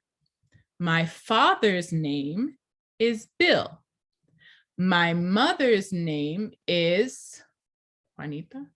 Yes, Juanita. They are divorced. This is my stepfather, Joe, my stepfather. And this is my sister, my only sister. Her name is Gloria. Okay. Let's see what kind of memory you have. I covered it up. Okay. What is my father's name? Joe or Bill? Bill. Bill. Bill. Good. Bill is my father. Yes. What is my mother's name? Juanita or Gloria? Juanita. Right. Gloria is my sister, not my mother. And do I have any brothers? No. No. All right. To summarize, my family consists of my father, Bill, my mother, Juanita, and my sister, Gloria. I have no brothers. Oh, I also have a stepfather, Joe. My parents have been divorced since 1972. Now, that was easy, but here are some other family members. And then I would continue. Okay, what did you notice? You talk to us like as if we were kids. Right. I know that you guys much more level than this, but imagine if it were a first semester class, you know, or very basic level, we need to talk like that. What else? You use visuals. Okay, right. We use visuals. Yes. Good. To emphasize the word that you want your students learn. I emphasize the target vocabulary words. Good. Yes. You repeat information at the end again. And here's the important point. Remember that we said that we have to have the students do something with the input. Do you see where that part is? Right here. And the questions. Right here. Yep. Right there. Do the students have to produce the new vocabulary yet? No. They're just responding yes, no questions, or two options. Joe, Bill, Juanita, Gloria. Do I have brothers? Do I have sisters? Right? Yes, no, yes, no. Okay, so this is an example of an input activity. I'm giving you input. Now let me check if you're understanding the language, if you're processing the meaning. And that's how we can do it. This is one way. That's not the only way. Okay, so you can see how this works, right? I speak slowly. I speak in simple sentences. I don't use a lot of crazy verb forms except for have been here, right? But I really don't have a choice. Yeah.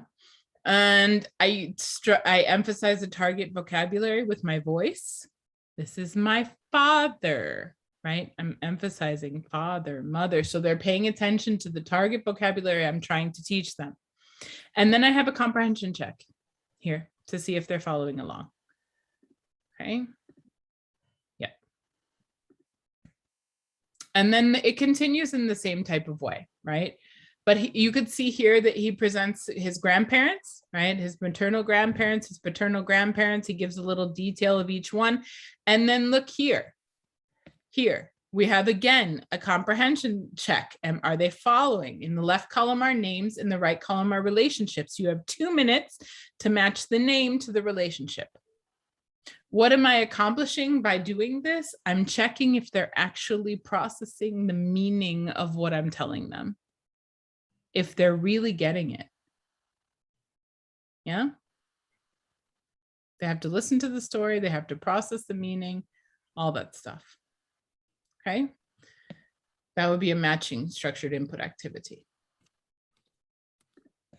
Okay. I think, let me check. Oh yeah, there's one more.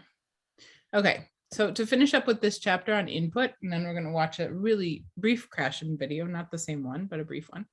Okay, so what do you guys think about these vocabulary lists? I've seen a lot of teachers have their students write lists, English on one side, Spanish on the other side, and to test themselves, and then they'll fold it in half.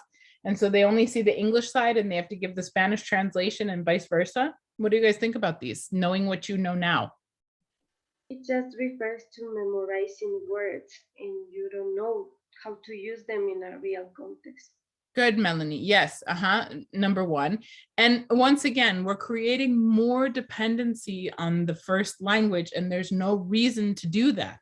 We shouldn't be creating more dependency on the first language. Let me show you an example. Of course, right now I don't have Here, I have an empty water glass here. Okay. This is a glass. Okay, right? Okay. It's empty. On Friday, we'll have something in our glasses, right? Friday. You all marked it on your calendars. Happy hour is happening. Friday, no te adelante, Servin. I see you. Yeah, okay.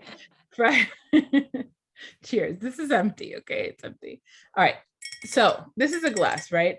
If I make my students take this concrete object and associate it with the Spanish word, which would be vaso, right? And then associate it to the English word glass, how many steps do I have for my brain? I have one, which the concrete object to the target to the first language, that's one step.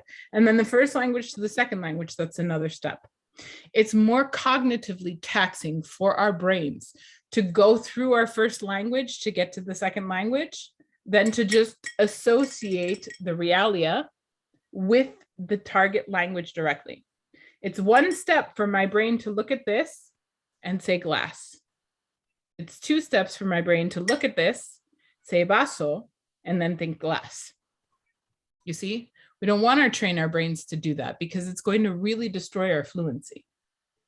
It's going to make us less fluent because we have to go through the L1 all the time, right? So these lists are not a good idea. They're no substitute for meaning-bearing comprehensible input. Yeah. Sure, I have a question. Mm-hmm. What about someone that learned in that old-fashioned way with all those bridges and jumps? Can we do something to fix that in their minds, or they're just like cursed forever because they're going through Spanish? Yes, se fregaron. No. So here's the thing, and we're going to look at this later in the week.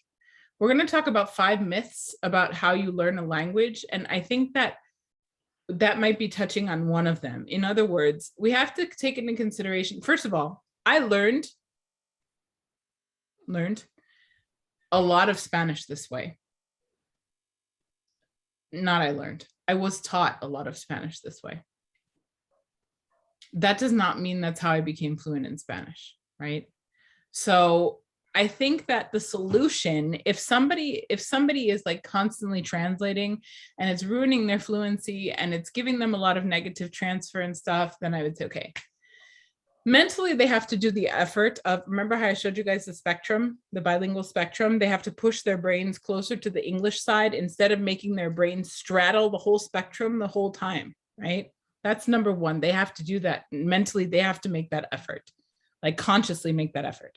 The second thing is I would say, stop translating, right? And do stuff in English. Once again, listen to stuff in English, put a podcast on in English, put the news on in the background in English, put an episode of Friends on in the background in English, whatever your favorite series is, Big Bang Theory, 2.5 Men, whatever, any of those series, put them on in the background, even if it's only in the background, because your brain, without even thinking about it, starts processing the language.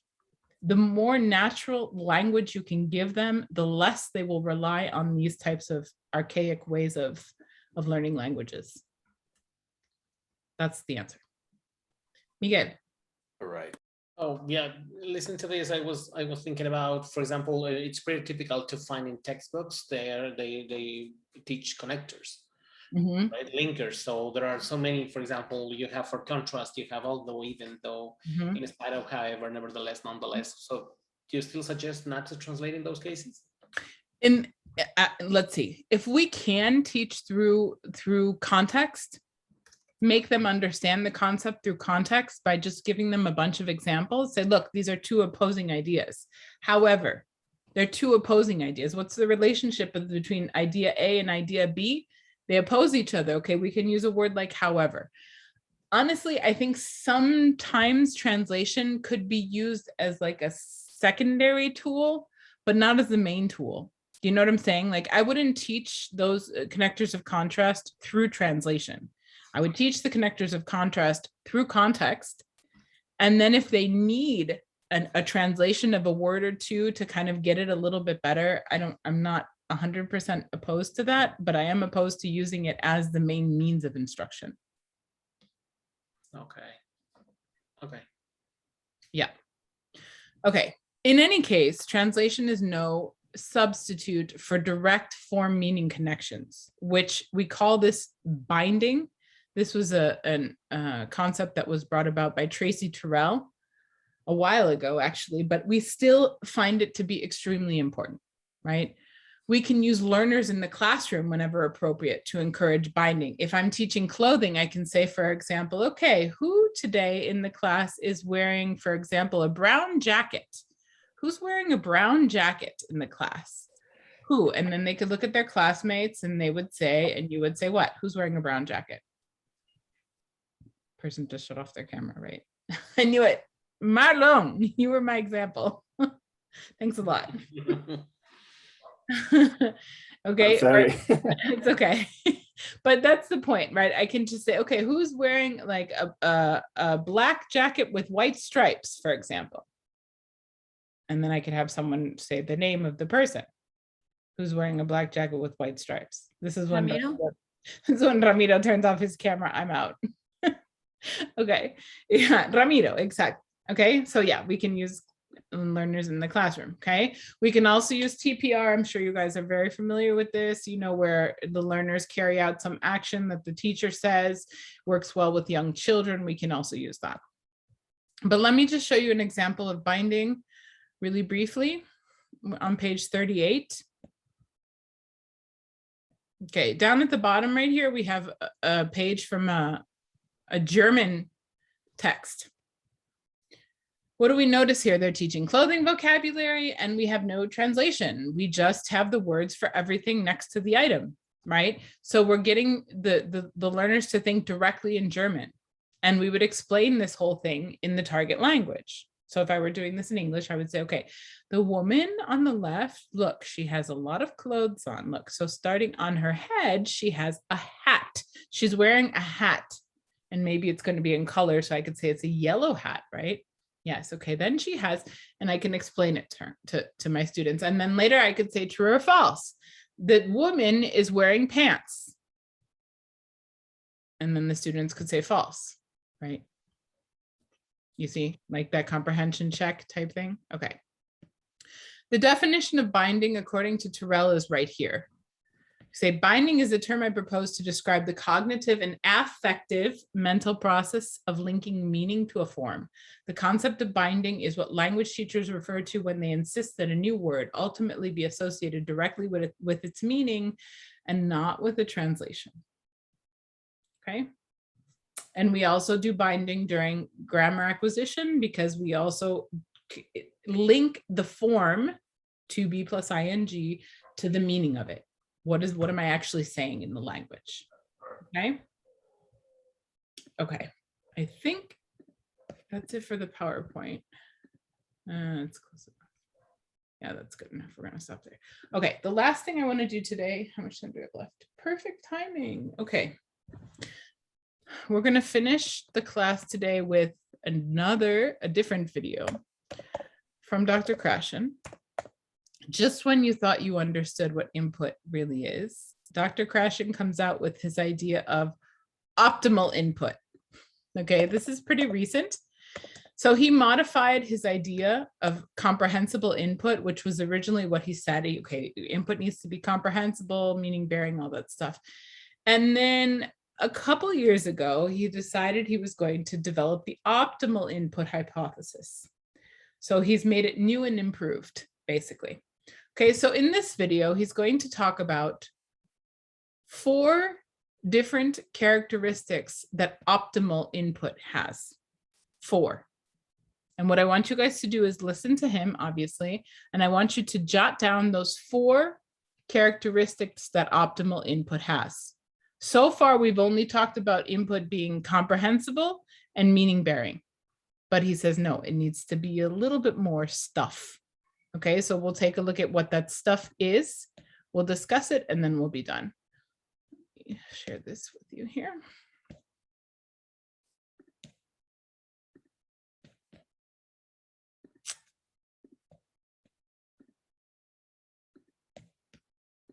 I'm going to start at the beginning because, well, at the beginning, he talks a lot about his just random stuff. So we'll skip a little bit of this. I'm going to discuss with you.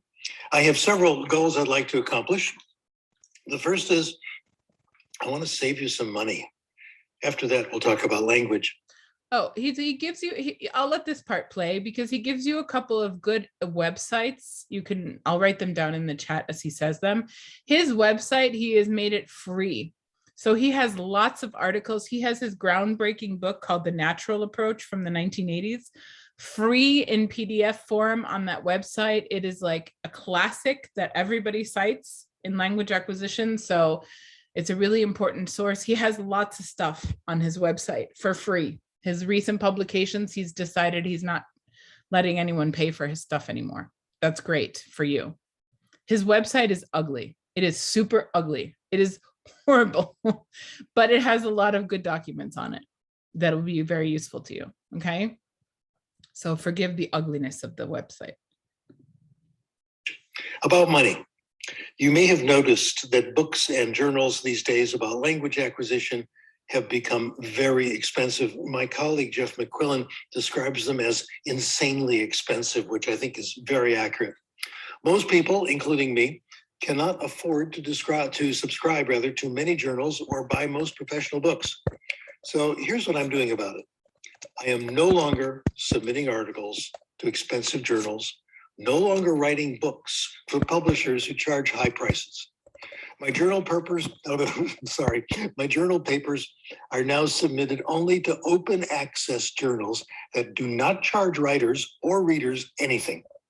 Mine are available for free download. You can find them on my website, sdkrashen.com. D is my middle name, David, sdkrashen.com. I'm not the only one doing this. It's happening in other fields. And in our field, you can also find Jeff McQuillan's articles on the internet at backseatlinguist.com. Benico Mason's articles are at benicomason.net. And you can find lots of other excellent papers on an organization called ResearchGate, which takes pride in helping scholars share their research with other people. And now our progress. For those of you who want to see the details, it's available free of charge again at the websites I just mentioned. Studies over the years have shown that methods of language teaching that are consistent with what we call optimal input result in more language acquisition, and so far promise to be more pleasant for students and teachers. So I'm going to talk about optimal input today. The optimal input hypothesis says, we acquire language and develop literacy from input, from understanding what we hear and what we read, not from speaking and writing. Our ability to speak and write fluently and accurately is the result of acquiring language from input. The evidence for this, briefly, studies showing the universality of a silent period, especially in informal language acquisition. Studies showing that if we increase output, we make students write more and speak more, it does not mean more language development. Also, the observation that language acquisition can occur without any output at all. And increasing input increases the quality of output. Finally, forcing output in language classes, making students talk before they're ready, is a cause of considerable anxiety. I first discussed optimal input years ago, and the concept has been deepened and improved by Benico Mason. We've concluded that optimal input has these 4 characteristics. Number 1, of course, it's comprehensible. This doesn't mean every detail is comprehensible. Input can be comprehensible, even if there's a little noise in the input, some incomprehensible pieces. This includes unknown vocabulary and grammar, rules that have not yet been acquired, but are not important for comprehension. In other words, language acquisition does not require that you understand every word and every part of every word. But of course, language acquirers should understand most of it. It's also, number 2, optimal input is extremely interesting, very interesting. The word I like to use for this is compelling. Compelling input is so interesting, you temporarily forget that it's in another language. If input is comprehensible and compelling, you won't even notice the noise in the input, most likely. The next characteristic, optimal input is rich. This is characteristic number 3. It's rich in language that contributes to the message and the flow of the story or text. The language included in the input also gives the reader support in understanding and therefore acquiring new parts of language. Big point. It is not necessary to make sure that certain grammar and vocabulary is there in the input. Rich input automatically includes new, unacquired language that acquirers are ready for. We've called this I+1. Number 4, quantity. It takes a lot of comprehensible, compelling, rich input to make real progress. Optimal input is therefore, we use the word abundant, which provides more opportunities for the acquisition of language. The result of getting optimal input is subconscious language acquisition. Language acquirers will be focused on the story, the message, and they will not always be aware that acquisition has happened. The knowledge will be represented subconsciously in their minds. We're currently examining these exciting hypotheses about optimal input.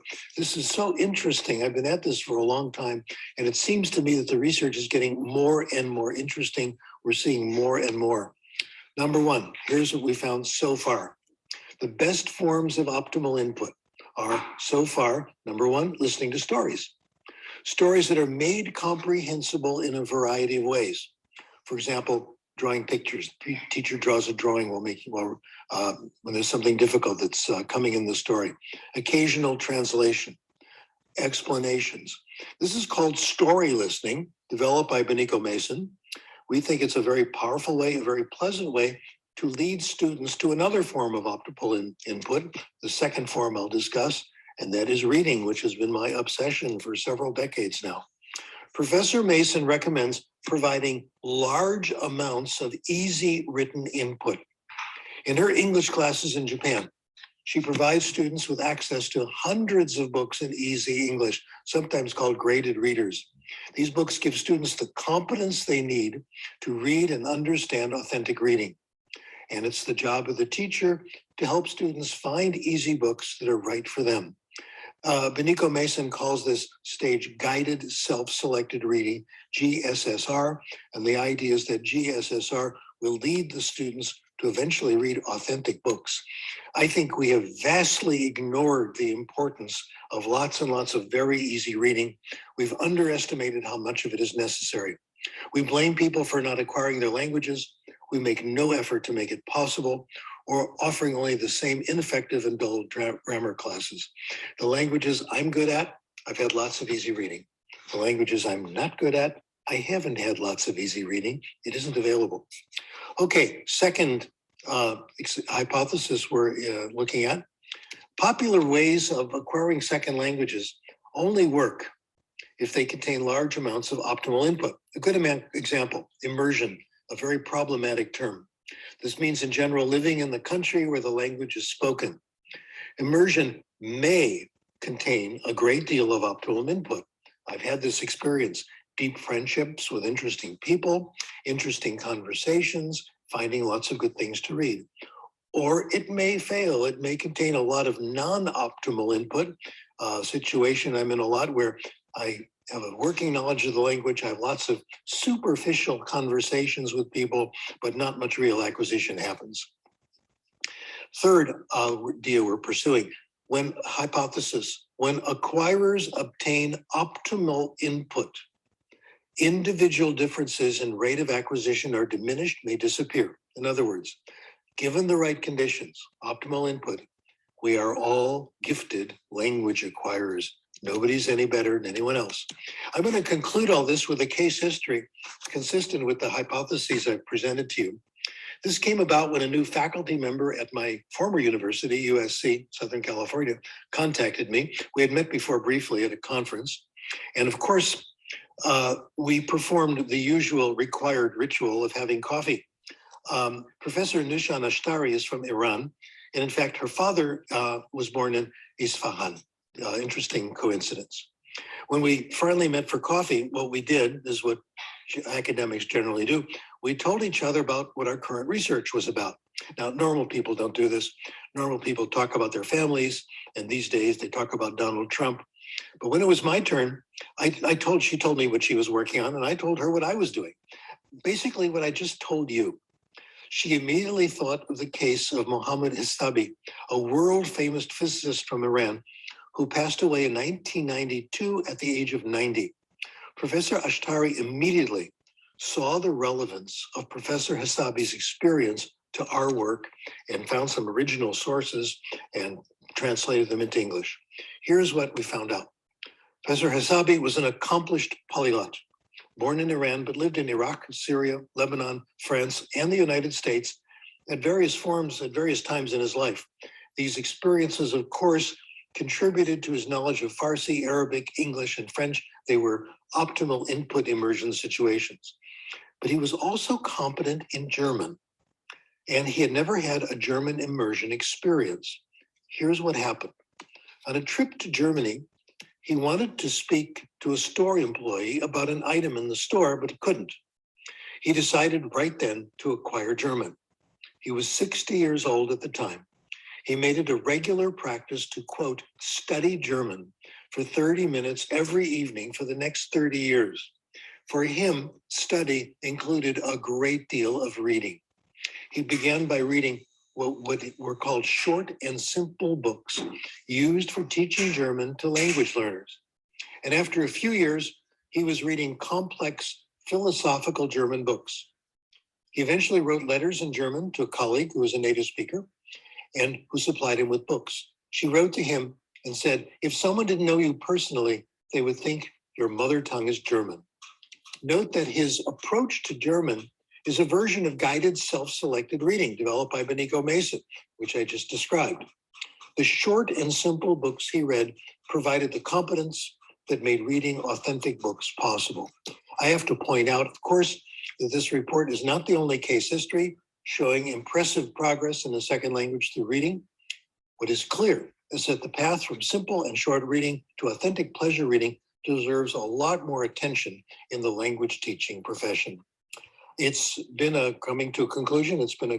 Okay, now he just talks about his grandkids and how they helped him set up the session. All right, let's talk about the 4 components. What are they? Then we're done. The first one, what did he say? Optimal input is?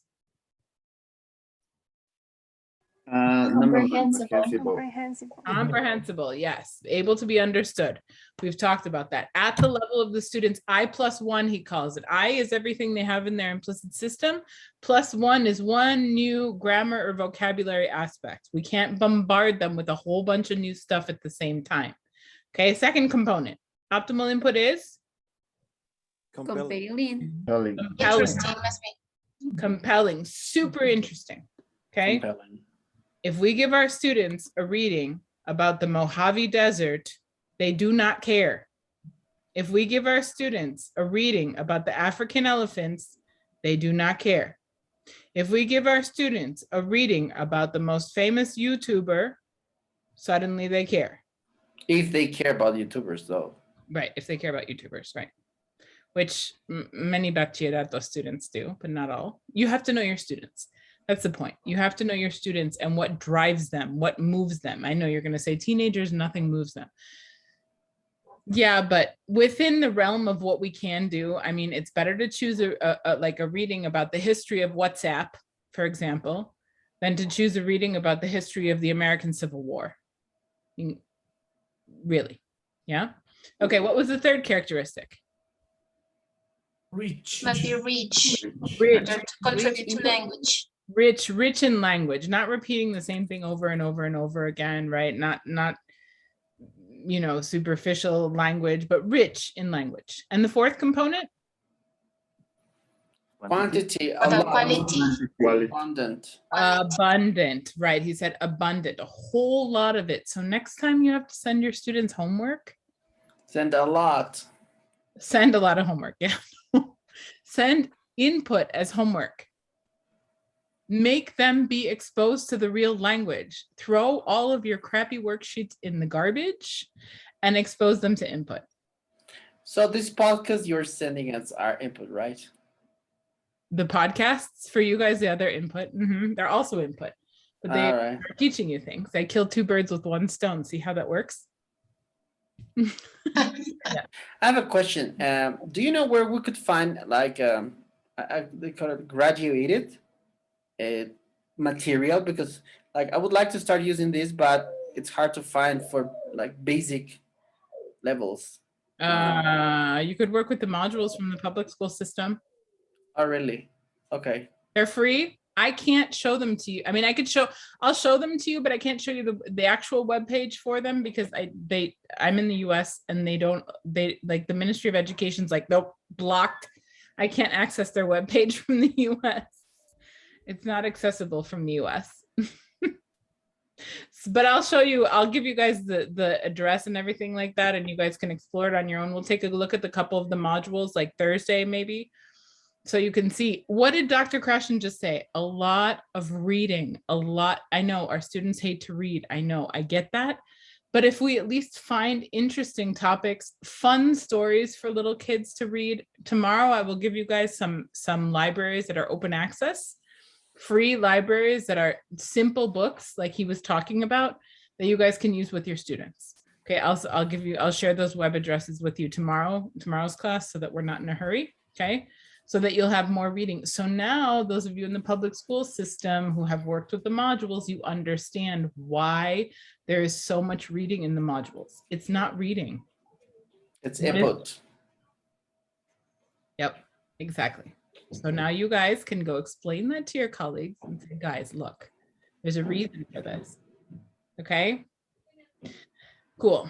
All right, guys, we are done for today. We will continue tomorrow with the 2 presentations that we have for tomorrow. So Paco and Jefferson, please be ready for tomorrow. And we'll continue with the topic of input. Thank you, Jenny.